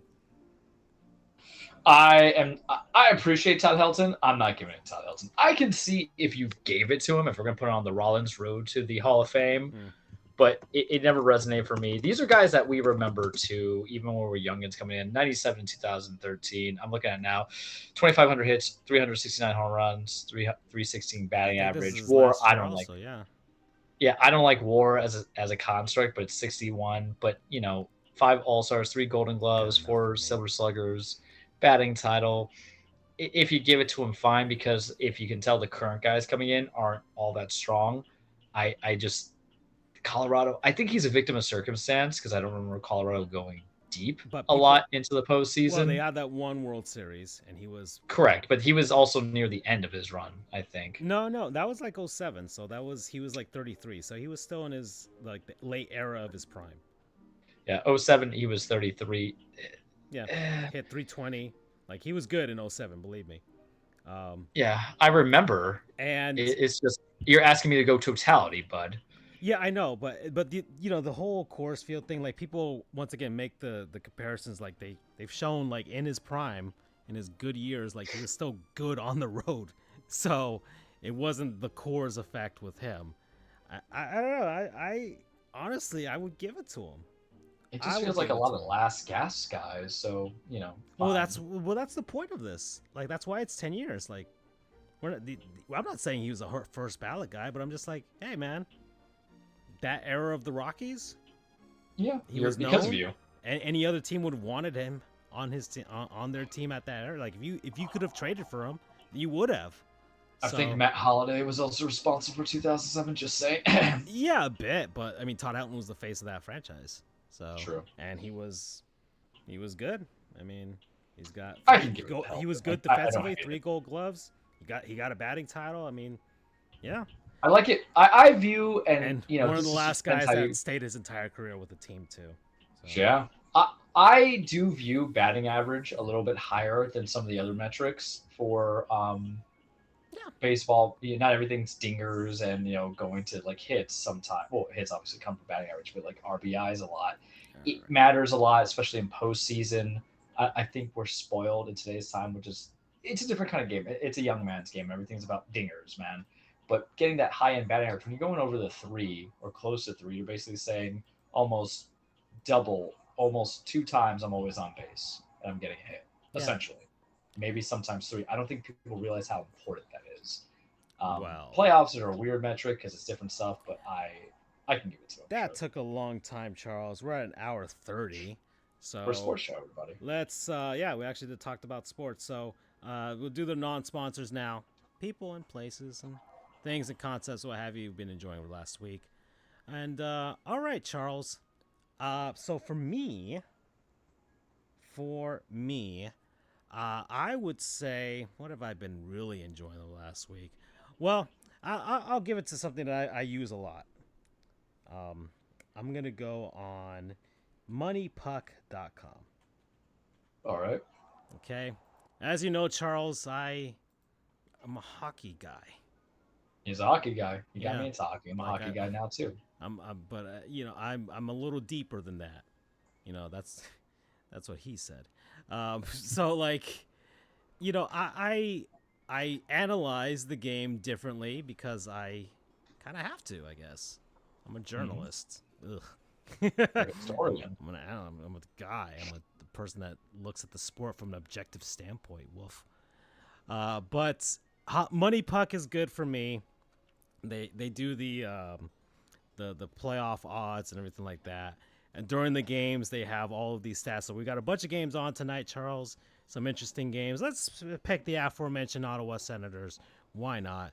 They're playing the New York Rangers right now. And during the game, they have this live stats here. Penalties, chance of winning percentage here, right?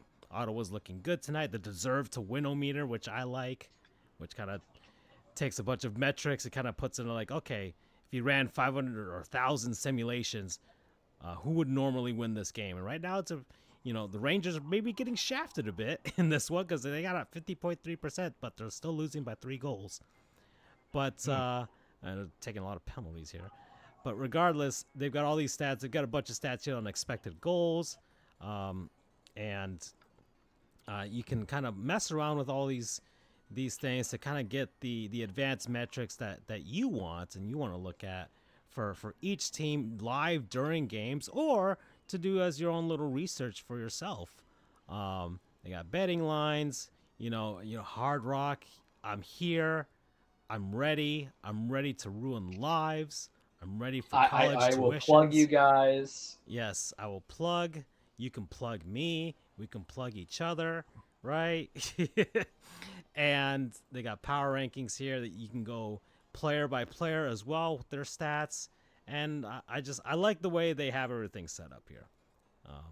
If you want to get into the game and kind of know who's good and who's not, Charles.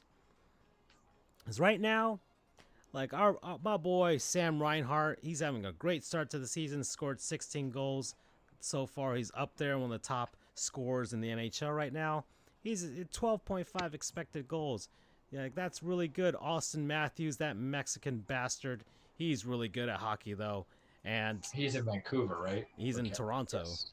Toronto. I know it was a blue jersey. You see, I'm learning. Because I've actually played against them in the Ones Now thing, so we're migrating. Yeah, there we go. But Austin Matthews, as you know, right? The man knows his way around a burrito, and he's really good at hockey, and you can see he's tops in leagues with regards to that. Our boy Sidney Crosby, he's always good at hockey, Charles.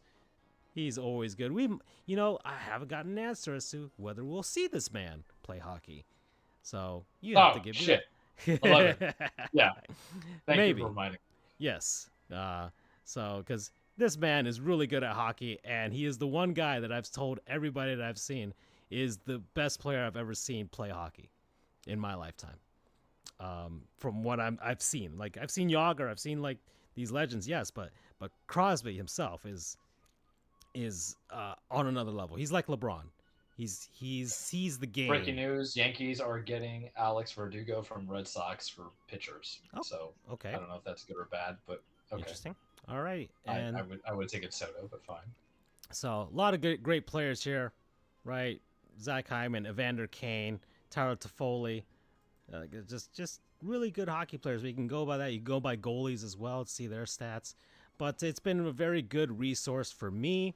After every Panthers game, I always put up the deserve a win-o-meter, and just kind of gives me ideas to how the game went along, because sometimes it does confirm some stuff from the eye test. So like, yeah, okay, and then you see it in the numbers. I'm like, okay, so my observations were correct. Or sometimes they might surprise you every once in a while. Like, oh man, I didn't realize it was like that. So just if you want to get into the game a little more in depth, I say Money Puck is where you should go. So promo code deep. Deep. I'm gonna give you two. I'm gonna exercise my Andrewness to come into it. So the first one you had hinted at, so we go from there. So I went to the movies on Sunday. Did I go see the Taylor Swift Eras concert movie? Not that I would be against it. I would be. I'm not crazy about the music. She's an okay person. No, I did not do that. Oh, did you go see whatever else is sexy and out there at the box office? Going from there, whatever new thing, hotness that comes in. I'm trying to see what other movies are so I can make my bit interesting instead of just going to the Marvels. Unfortunately, did you go see, the Hunger Games? No. Did you see Napoleon, which is not going to be historically inaccurate? No. I went to go see Godzilla -1. Oh, Charles, the Japanese subtitled Godzilla. Yeah, my buddy Houdini is a huge Godzilla fan. I like Godzilla. I think Godzilla's fine. Same way how I like old westerns. Grandma made me watch it, so you just have an appreciation of it. The American ones are more big, loud noises. I think Godzilla vs. Kong is terrible until they actually fought. Anybody who's seen it, just skip through the acting because the screenplay is really bad. But, the fighting is good. I did like Godzilla 2014 and King of Monsters. King of Monsters is fantastic. Bear McCreary does the soundtrack for them. He also did the soundtrack for God of War. I don't have to say anything else besides that. It's awesome. Go listen to it. But this movie, I haven't seen a lot of movie in theaters this year. We talked about it several times on the show in seasons past, where how the need of going to the movies is kind of unnecessary because it's going to be available to me 4 or 5 weeks later on a streaming service. But this was probably the best movie I've seen in theaters. It is a 9.5, maybe a 10 coming into it. I'm not being hyperbolic. It is tough to kind of assess certain things when it's a foreign film, about acting, because there is a Japanese culture mannerism. There is something very Japanese culture into it of how they do their actors. Same thing of how you would watch a Bollywood film. But it basically takes place, it's still in the 1940s, like the late 1940s, 45, 46. It deals with survivor's guilt. It deals with trying to move on with your past. It deals with trying to find hope. It's dealing with not letting go of the past, all while a big old monster wants to destroy the government. Also deals with some smart playing of like how the governments will hide things from you. And I'm not talking about deep state January 6th stuff. The guys, get over it, right? Y'all up in your own asses, 12 onto it. But it was just good. It felt very human and emotionally connected. And I know that's weird saying it for a monster film, but when you see it, you'll understand. It's not really slow. It marinates its characters well enough, which I don't think I've seen in a Godzilla film. The animation is on a $15 million budget, but they made Godzilla look good. His roar is fantastic. It's different than what you realize for the latest ones. They call him prehistoric dinosaur, which is what I like because the American ones have been investing him as a pseudo prehistoric dinosaur. Yeah, like kind of like atomic Titans, stuff. Yeah, Yeah, almost, or just an almost evolved mythical thing. in a way. His atomic breath is fantastic because of what it actually does. Not a Kamehameha beam. That's all I'll tell you. I loved it. I felt it. I felt a little, stirring of emotion in my chest. I'm like, no, little tear, you hide back in, like Claudio Chance Meatballs. Anybody who kind of knows the history of Japan, and I don't want to go like too much into it for it, but anybody who knows the history of Japan post World War II would realize how they had to do the people had to do a lot of rebuilding from the war, how their government got them screwed over, and also the destruction that we did to them too in our air raids and dropping nuclear bombs. Plain and simple. Y'all might not like it. Y'all can keep your, and that U.S. was tribalism. That was the original onus, or the of the first Godzilla, the original film. If anybody's seen that, I've seen it. I've seen the American version, and it's still not that bad. They took out some stuff, but like that movie, it's not really a monster movie. The monster is just a metaphor. It represents a symbol of the atomic bomb and stuff like that. Like everything else, Hollywood and its extensions perverted an idea to make it a multi-million-dollar industry. But that's what it was not meant to be like, oh, this is fun, monster, whatever. No, it was meant to be like, oh, this is human. Yeah, well, would you expect to see a Godzilla movie, which is how as a monster movie, be dealing with the prospect of finding, you know, an orphan baby, or dealing with orphan children that you're going to be inheriting because, you know, bomb raids happen? Those parents are no. There's a connection to it. It's very good. It's fantastic. The acting is good. I don't know how to judge foreign film acting that's not Spanish.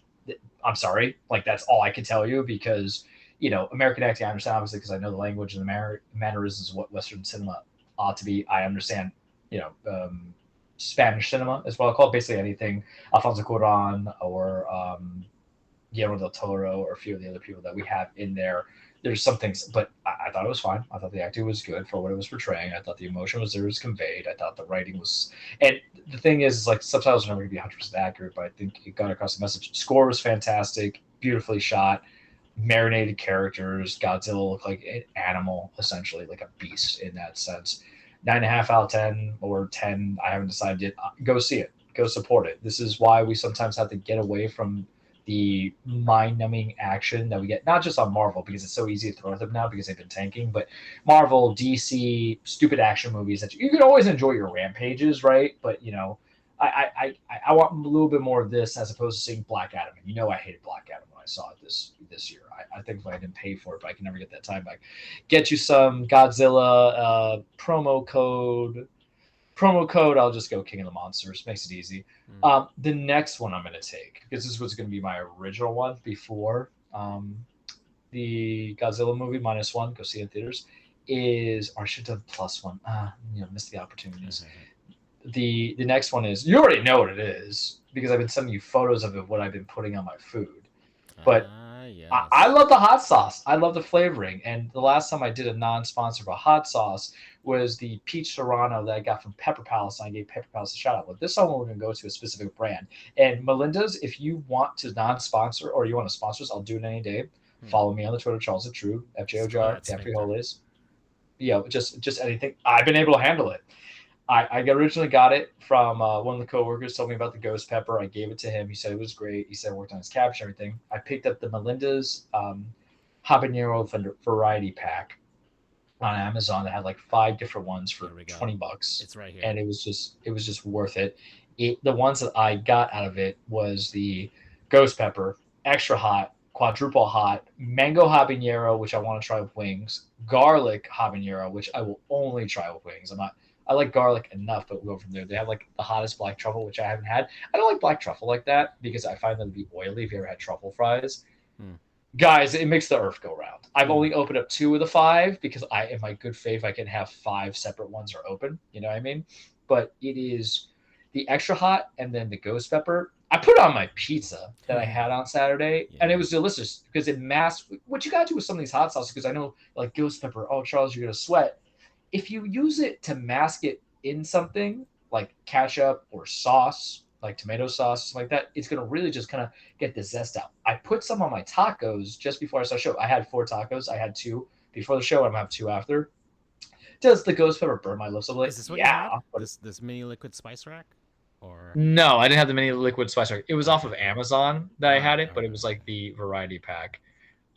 It is flavorful. It punches you in the mouth a little bit. So like the heat indexes, you'll see, oh, they have a pizza crushed red pepper. Say what? Yeah, that's what I was saying. Oh, that's sweet Thai chili. If I cooked more often. Yeah, here's the black truffle. It's Mexicana. I don't know anything about it. It was just by happenstance. But isn't that life? Life is about chance encounters. Say hi to that girl. Say hi to that guy. Call him Pikachu on Halloween and stuff like that. Go for this. The one you got, the ghost pepper wing sauce. Is that the one? No, those are just the wing sauce. Okay, well, I just it was. You got a bunch of. I'm going down the list here. Yeah, I mean, it might be easier to just type in Amazon variety pack. Melinda's, but I mean, these are all their offerings anyway, so I'm just showing each and every one. Yeah, and like the heat index level goes from there, and it's gonna last me for a long time. I'm not gonna like rotate, stuff out. I don't want to expire. Oh, that's the black one that you saw. Here we go. This is the ones right here. There we go. So the black one, which is the quadruple extra hot reserve. I haven't opened that yet. I got that. The garlic habanero I want with the wings. I have not had the originals hot sauce, which is a green bottle. but they'll give you like the index Yeah, flavor of the the heat. Scoville. Yeah. And I've also had like, the hot ones, how they had the bomb or whatever, and I had it, and that stuff made me sweat. And if you put in like some barbecue sauce, you can get the mesquite out of it. But this stuff I can just have on like anything, on my tacos, on a burrito, on a quesadilla, on like chicken. I think I mixed it with. You put tablets. Oh my! I brought that shit 13 to Thanksgiving. I had the ghost pepper on my right, and there's a mango habanero. I have the extra hot on my left, which is on the bottom right corner, right there next to the gold one. What's that gold one? Ooh, hot mustard sauce. Yeah, that's what I was looking at. I'm like, this kind of intriguing. Brother, if you give me some It's like called milanesas, if you give me some milanesas, I can Look the at fried stuff, guys. I could play with that, man. I don't know 12-pack, but I could play with that. Yeah, no, man. If you guys like brown mustard, that's essentially why you should get this. But it is flavorful. I don't know how it happened, and I just took a chance on it, and I needed to take that chance on it. Mango. And the mango I got, it's gonna be for wings. We got the chicken, and I will develop a dab. And there'll be some stuff that you saute. Like I can mix it with a little bit of crystal and put dabs of it, because I don't want to like make the chicken and just dab on the hot sauce. I think I don't like that. I like my wings wet and my drums and legs wet. You know what I mean? But I don't know if I can advocate for an entire filling. But you put a base on it. Wait, well, pop. Ooh. What did you see? I saw the Melinda's Naga Holokia pepper hot sauce. Yeah, we got that. Scorpion pepper. Now that's gonna be my sphincter. Just done. Oh, let's take a peek. You want fire? That's easy. Anyone can strike a match if you can strike a balance of heat and flavor for themselves on equal footing. Melinda's would pride herself a perfect balance. Melinda's Naga is a close relative to our ghost pepper sauce, creative of the Naga Holokia peppers from the state of in India. So that explains like the heat. It is hot, like over 1 million Scoville, but made Melinda's way with the whole fresh ingredients, the best fresh on the planet. Ah man, like 2 years, get back to me on it. But it's good, guys. And sometimes if you just have that bland turkey, at Thanksgiving, or if you have holiday coming up, you got to get Christmas ham and stuff like that. Or if you want to put on your pizza, or you just want some flavor with some heat. Heat's not bad for you. Andrew would die if we gave him like the two that I've had. He would literally sweat. I try to give my folks some. Let me see. Let me go on the shop here and get. And you like hot sauce, so it's like. Yeah, I mean, I made the nachos. On Sunday. How were they? You didn't give me a result on those. Oh, I ate the whole. I put it inside of a hockey helmet. That's what it was inside of. So I ate the whole damn thing, all by my lonesome. It was pretty good though. But I of course I just regular chili flakes. I'm mixing it in by the end of it. But I bought a street taco sauce from Aldi's when I was shopping for everything. I'm like, oh, this looks interesting. I'm gonna get that. It was pretty good. Has a nice little bit of kick to it. Not too much, of course, but just enough. I just had some now with some tortilla chips that I had before we started here. But this list of stuff intrigues me. I put it here at the let me see. Can I add it? Can I put it at the 1 level? So this is the 1. This is the baby level. If we want to give it to Andrew, the original. All right. Right now, if we did it like the baby level, he's still not ready for that. Yeah. Didn't you tell me that you went to have like food with him and he was sweating? Maybe. Yeah, maybe. I forgot what we got, but I think it was something Latino, something like that. Yeah.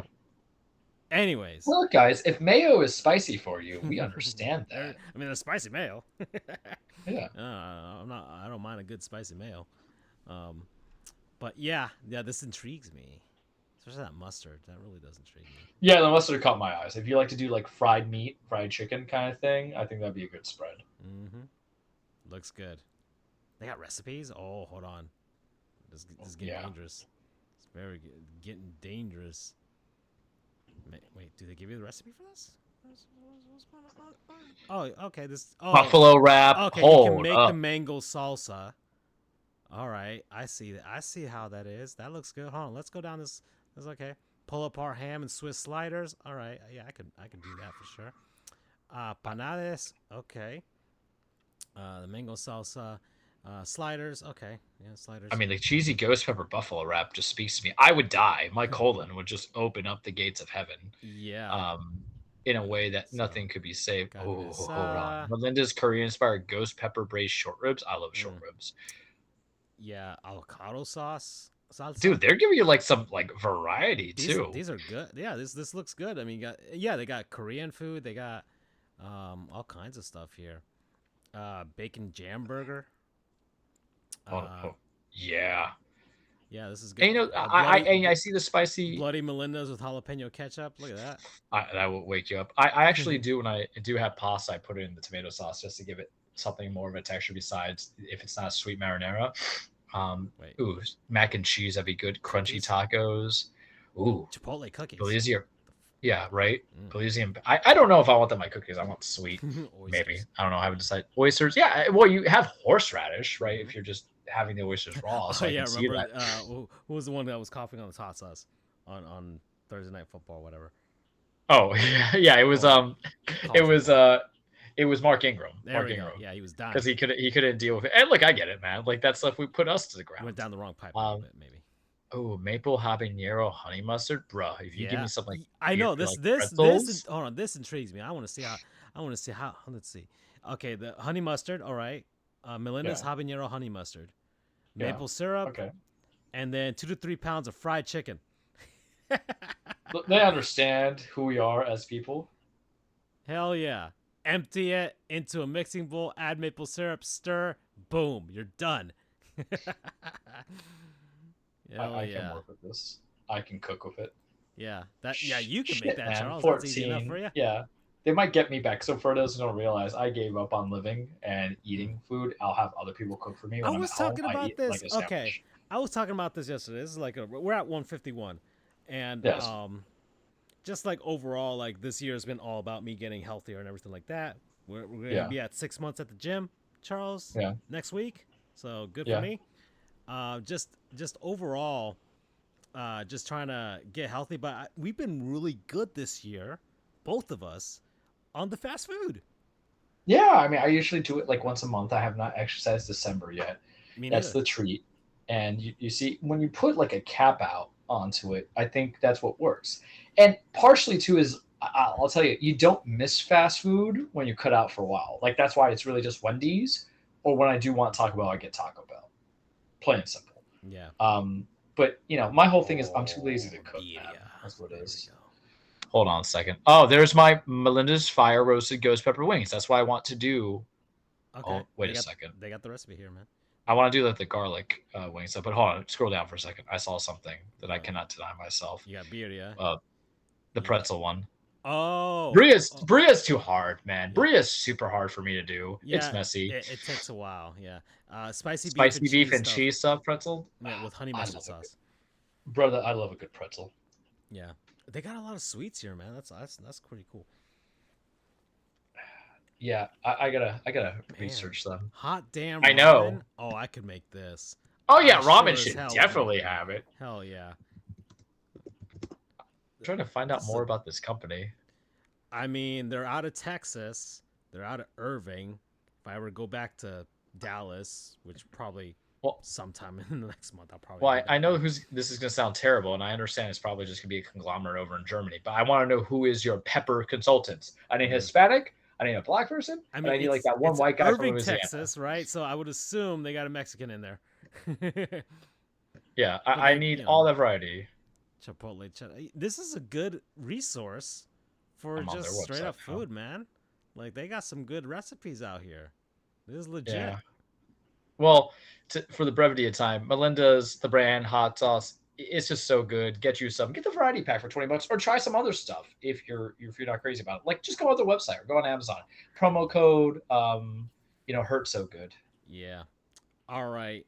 So Charles, we spent a lot of time on baseball, on hot sauce, and on GTA. So I guess this will be a much quicker version of the frickin' petty train. But whatever. Okay. Yeah, that's fine. I didn't watch any games this weekend for the NFL.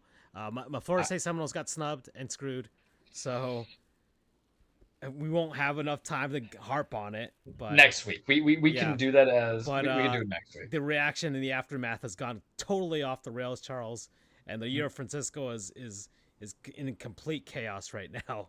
Because I'm willing to skip the cage this week to address one thing I want to do about the college football thing, real quick. Oh, sure. I mean, Well, I don't have to skip the cage. I'm gonna put 3 lines. I'll make it into a soliloquy here yeah, okay. or a Well, haiku. anyways, well, we'll go on the petty train real quick, and All right. we'll go from there. But I didn't watch any games. The Dolphins narrative has not changed. They have not beaten any real teams yet. Francisco, they have ketchup. Oh, cool, Melinda's. cool beans. Melinda's ghost ketchup, Melinda's black pepper ketchup, habanero ketchup, chipotle ketchup, jalapeno ketchup. Dog. Hell yeah. All right, so we'll do rapid fire here. Cowboys Seahawks. Trash. All righty. I mean, like, it was a good game. I watched it, but I have to for all. It's one of all the better 6. Thursday night football games we've had. So Probably in like 2 years. yeah. The Falcons and the Jets. Oof, man, if you wanted Absolutely to watch not. terrible football, that was it. Yeah. That was the one. Tim Boyle lost a job, but who did not lose a job? Robert Saleh. Fire Robert Saleh. The Detroit Lions beat the Saints. I think Carr got injured, and then Winston came in, and the Lions hung on. Yeah. The Texans beat the Broncos. He said the Broncos are losing steam now. Yep, they got a little bit too ahead of themselves. Good for Texas, man. Yeah, looking good. The Chargers beat the Patriots 6-0. I'm not saying anything. The worst game of the season, possibly. In a season full of really terrible games. That's like. Do I feel bad for Mac Jones because they went with Zap Bailey? Yeah, or Bailey Zapp. Yeah, but the thing is, like, there's just nobody there. The Steelers had their dud loss, and it was to the Cardinals, as they always do. So Kenny Pickett's hurt. Yeah, but I mean, it's a 2-9 team or whatever, 2-11 team. Mike Tomlin, 2-10 now, or 3-10 now. Mike Tomlin's allergic to winning or losing, though. He'll find a way. No, I'm saying that they always have losses like this, and then they'll go out and beat. I don't know who else is on their schedule, but they'll beat a team that's up there. Once again, the Dolphins narrative doesn't change for me at all. Play a real team. We'll see a battle of pretenders when the Dolphins play the Cowboys later on before Christmas. Francisco, they have hot honey. We saw that. We saw the hot honey minister, right? I wasn't paying attention to it. That I saw it. Yeah. The Bucks beat the Panthers. The Panthers are terrible, and the Bucks default win. So Mike Evans, fantastic. He has his 10,000-yard season. He's going to the Hall of Fame.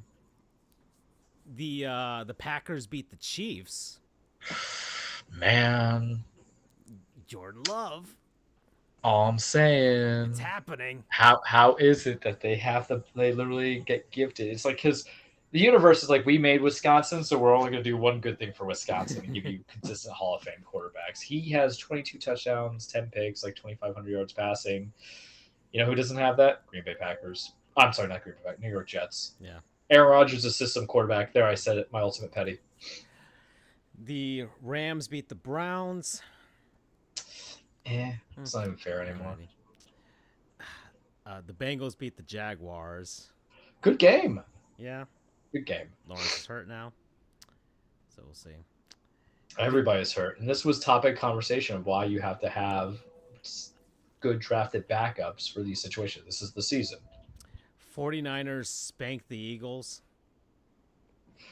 Yeah, I have one guy who's an Eagles fan. He was saying, "Oh, it's all the refs." I'm like, "You let up 42 points, dude. I don't know what to tell you. It's your fault that we're gonna have Brock Purdy be MVP. Thanks." And finally, your Colts lost to the your Titans lost to the Colts. Whoops. There you go. Good. Let's not try to win this. You have an 8-4 Jaguars, 7-5, or 7-6 or whatever. We want Marvin Harrison Jr. Let us get Marvin Harrison Jr. He is the only receiver who is listed on the Heisman. I want this. We deserve this. Let's get this, because it's not necessarily a lost season because you always had failure to start. And we're failure to start because of the fact that you didn't have an offense to begin with. NFL's not a draft lottery, right? So it's just pretty much tank and you're the one, right? Yeah, so you exactly. guys are, let me look at this. I just want to look at. We're competing against the Bears right now. Okay, so right? There's a specific website just for this that we're just gonna look at real quick because it's a sports show, I guess. We're gonna go on Tankathon. All right, I don't want to look at the NBA right now. All right, the NFL. So right now, the Chicago Bears own the number one pick because the Carolina Panthers are trading it to them. Mhm. So that's where they're at right there. And the Bears can possibly draft another quarterback and reset. Right? They have they have 2 first round picks. They can just I all right, you know they're what? gonna Justin Fields ain't it. yeah, sure. So It helps to sleep that's a at night. quarterback gone. Your Titans sit at 4-8 at number 8.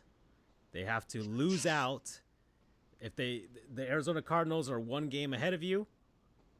Right? Let's see. Hold And on. they're what- gonna Yeah. Cardinals are gonna win some games. All right. So, and then you have the New England Patriots. So you Well, have to I have just no beat concern. out New England or Arizona. I don't think we have to beat out New England because I know Belichick's gonna fuck it up 15 and just like draft a lineman or something from Chattanooga, and no one's gonna know. I have full faith and confidence that Bill is that arrogant, or he's gonna trade down.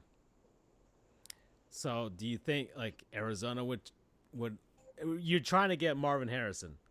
So I want Marvin Harrison Jr. based yes. on I don't know. all these other teams ahead of you. I mean, just to improve that possibility. To Well, the pair him Bears with have Will to get Levis and Derrick DeAndre Henry. Hopkins. And DeAndre Hopkins. Well, Derrick Henry's gonna be gone. There's a reason why we got Tajay Spears. And I have to forget.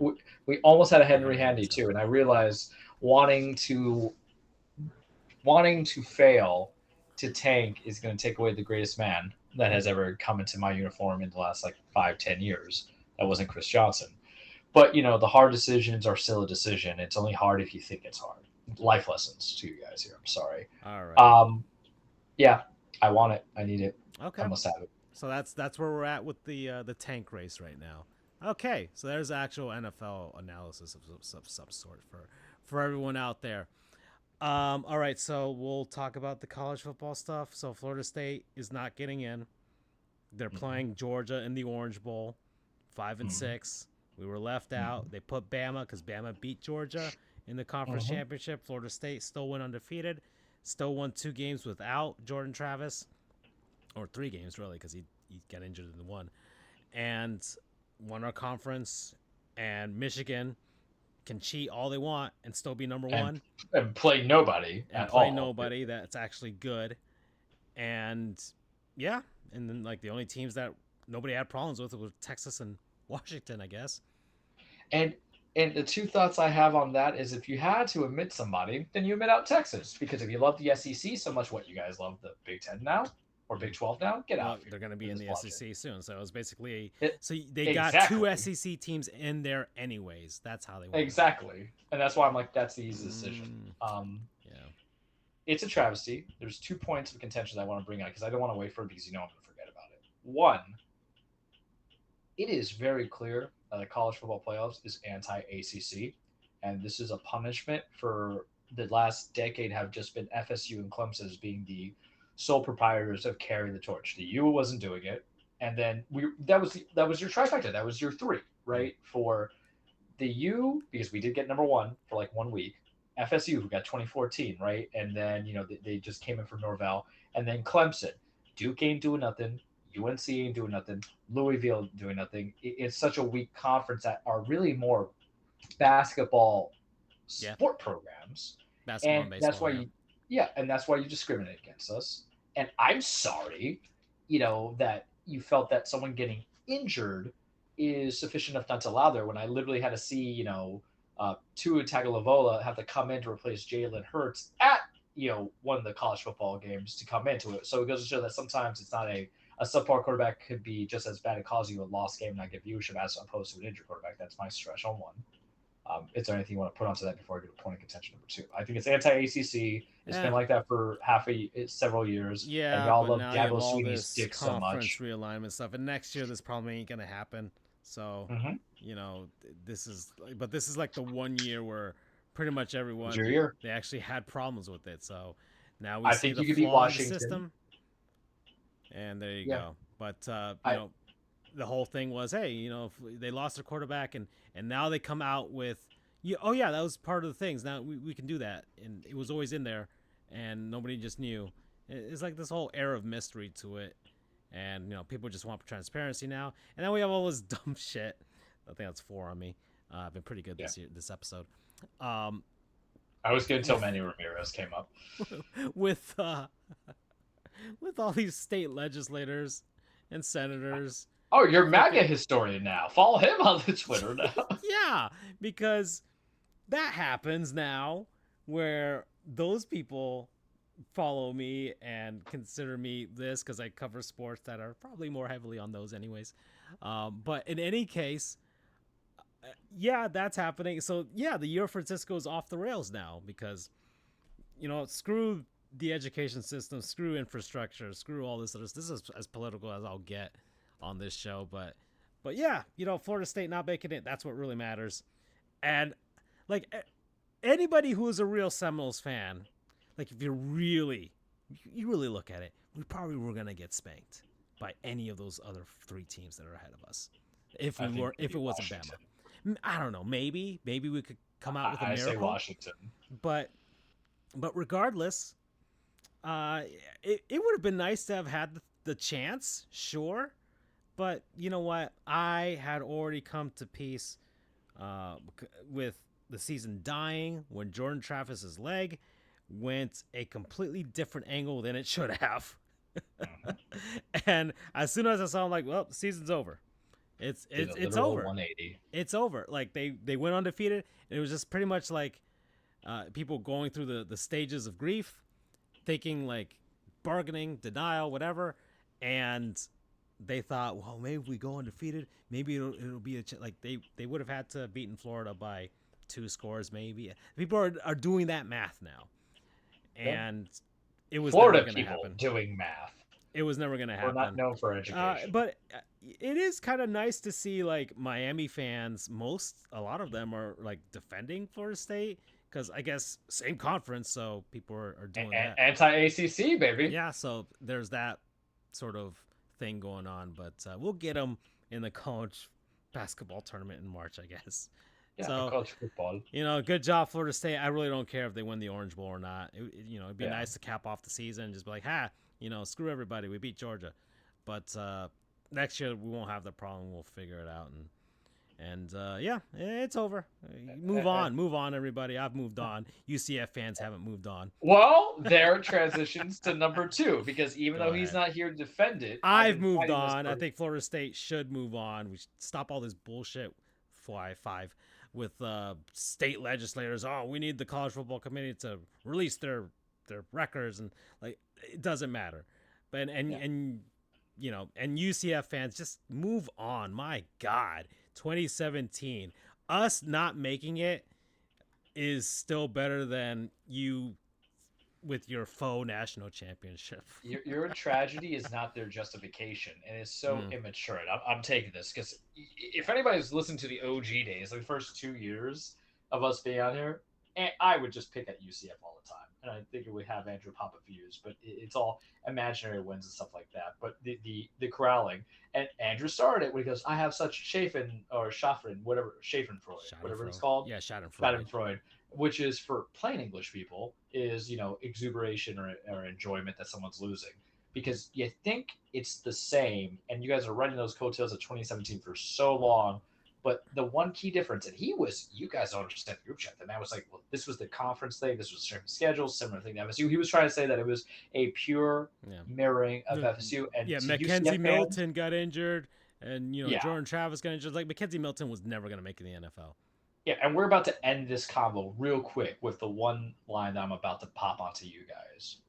Big difference. You can outride this coattails, and you can try all your marriage that you want. I can say something is what is chicken, right? It's the old law school. What is chicken? So y'all might not be the prime chicken. You're a little hen, but you're just an egg, right? Whatever you want to call it. What is poultry?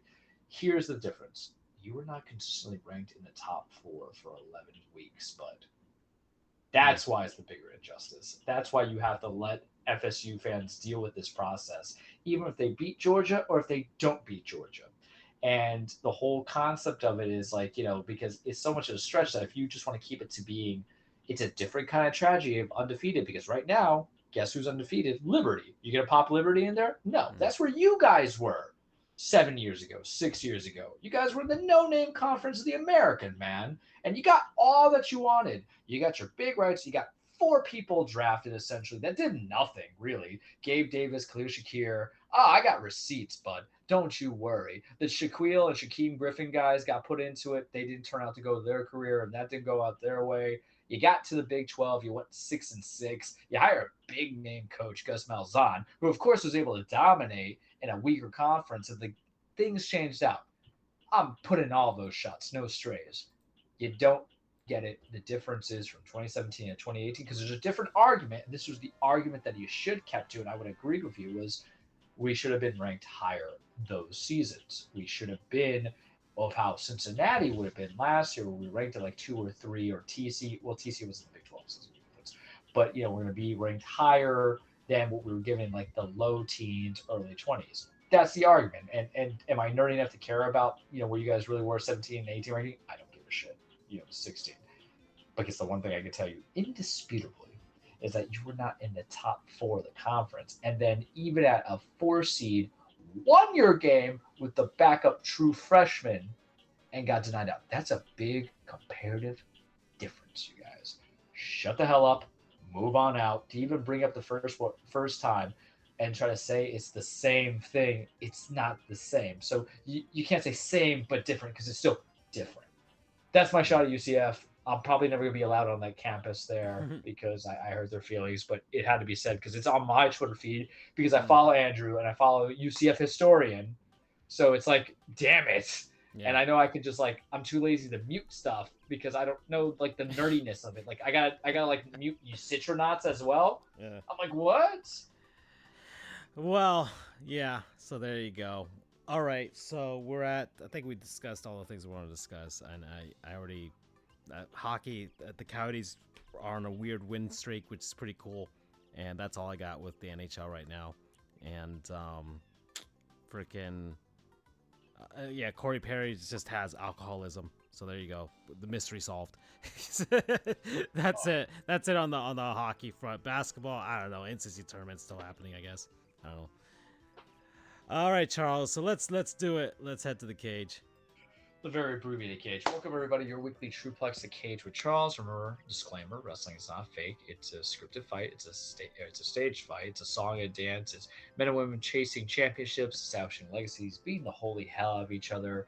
Just doing it for my entertainment. We're building onto the road of January 27th, which is the Royal Rumble. I feel bad for Derek, my paralegal, because he's a Dolphins fan. He's a FSU fan. He's a Braves fan, so he doesn't feel bad. And also a wrestling fan. So January, we're literally talking about today, so I have to do this for the shout-out, for the laughter, was going to be the greatest month of his life. He was going to get the Rumble. He was going to get possibly the Dolphins going to the Super Bowl, not winning it because of February, but getting there. And he could have had an FSU national championship, and then the committee ruined it. So, fuck you, college football 20, I think I'm at. Not a lot on the wrestling front that I want to emphasize on the week to week. There is an NXT pay-per-view, so that's just what I'm going to highlight now. I have not been following NXT like that. They're doing the Iron Survivor Challenge for the men's and the women's. Whoever wins, it's I don't want to go down to the details of the whole rules, but it's 5 men, 5 women going against each other, released at different time periods. Whoever wins it gets number 1 contendership. That's all you need to know. Let's just go down the matches and predictions, call it a day, so I can eat my tacos with my beautiful Melinda's hot sauce. Men's Iron Survivor Challenge match is going to be Dijak versus Trick Williams versus Josh Briggs versus Braun Breaker versus Tyler Bate. It's a duel. I either think it go to Trick Williams or go to Tyler Bate. Do I think Trick Williams is ready? No, but he's kind of got a little bit of a rocket go on to him. Ilya Dragunov is the NXT champion. I would love to see him versus Dijak Part 2 just for the feud, because the first one was fantastico. Breaker could be the safe bet, but you don't need that match. Do you? Maybe, but I just think Breaker's ready to get called up, man. Briggs is still raw, but he's getting a chance to shine. Tyler Bate's been in NXT for 5 years. If you gave me Bate versus Dragunov as a send-off, I might be a little erect. And I've been erect enough today, but this might be something that caused me to be erect more. So for my sake, I would like Bate to win, but if I'm a smart bet, I think it's going to be Trick Williams. The women's Iron Survivor match to determine number 1 contenders for the women's championship will go against Lyra Valkyria, Tiffany Stratton, Lash Legend, Blair Davenport, Kalani, Jordan Fallon, Henley. I feel like it'll be Tiffany Stratton. I think you'll get Tiffany versus Lyra. Remember, Tiffany had beaten Lyra back in April to win her first championship when it was vacated, when Indy Hartwell got hurt. Was it in April or was it like in June? May. It was in one of those two. I think you get the rematch. I think you get the part two. Now is the time where you start sowing in or planting the seeds of like real rivalries in the women's title division to last for the longevity as both women are in that division and in NXT. Ilya Dragunov versus Baron Corbin. I've liked Baron Corbin's return to NXT run. It hasn't been terrible. Ilya Dragunov wins. Dirty Dominic Mysterio versus Dragon Lee because Wesley was originally in it. They're not brothers. It's just Wesley. He was in, but I guess he's injured, so they put Dragon Lee. But Dragon Lee's on SmackDown. And even though Dominic's on Raw and he's the North American champion, I think it would be weird to have Dragon Lee win because he's feuding with Santos Escobar after a good Survivor Series match. It can go either way. I say you should have Dominic Mysterio retain because somebody interferes, but if Dragon Lee wins, sure, fine. Roxanne Perez versus Kiana James, a steel cage match. I don't know why we're in a steel cage. I have not been watching NXT like that, even on the Twitter. But I would say that Roxanne Perez wins. She should be getting called up soon, I think. So overall, pretty quick pay-per-view. Will I watch it on Saturday? No. Will I watch it Monday or Tuesday? I'm off next week, you guys. A lot of video games happen. Probably, sure, but it doesn't seem to be bad. AEW, they're doing the Continental Classics, their copy of the G1 Climax. I haven't been too much into it. They're running a good story. If Eddie Kingston be behind, because remember the grand prize is you win the Continental Classic title, but also comes with the New Japan Strong Openweight title and the Ring of Honor World Championship, which is what Eddie has. I don't like the fact that your main promotional title for Ring of Honor, because remember Tony Khan owns both AEW and Ring of Honor, is part of this as a catch grab. Because what's that say about the main title, Francisco? You're really gonna have Eddie Kingston lose a belt in a non-storyline on a brand that's not on a tournament that's not displayed onto Ring of Honor on the Ring of Honor Club. Doesn't work, right? Final Battle is coming soon. I think it actually might be next week for Ring of Honor, but I got beef with it. I think it's kind of like it just doesn't work, and there's more I can speak on to it, but I will give a shout out to Ring of Honor because we don't talk about it a lot, because for me Ring of Honor is really just AEW, right? But Athena and Billy Starks has been a good feud. I actually put it in the chat a couple times when they're doing promos. The one I had last week was when Athena was talking about Eddie Kingston. She had Lexi Nair backing her up. I'm like, that's us when we play Splatoon. Just pretty much like all that trash talking when Francisco's on fire. I wish they did better with Ring of Honor, but we don't know if they're going to get to it. And AEW's been fine. Everything's just fine. And Final Battle is on the 15th, so that saves me some time to build into it. AEW storyline, they're going to have Maxwell Jacob Friedman, MJF versus Samoa Joe at World's End in December. We'll build up to that pay-per-view because remember WWE doesn't have a pay-per-view. Last night I watched Raw because I wanted to see a couple of matches. DIY versus Imperium 203 Falls was good. And then Seth Rollins versus Jey Uso for the World Heavyweight Championship was good. Seth retained. Drew McIntyre's like full heel mode now. Need Sami Zayn to win the Royal Rumble. I need that moment. I need to cry. Nothing on New Japan except for the rumor that Okada might be leaving. I don't see him leaving. I see him just doing dual days between AEW and then New Japan because his wife is popular in there, I believe, because she's an actress, something of that nature. They have a baby. You want to up their lives. I don't know. Money does talk, though. And then they're trying to figure out who's going to buy Raw for the licensing rights. And that's all I'm going to give you this week at the Cage, guys. All right, so that's it. We are done. So bye, everybody. Take care.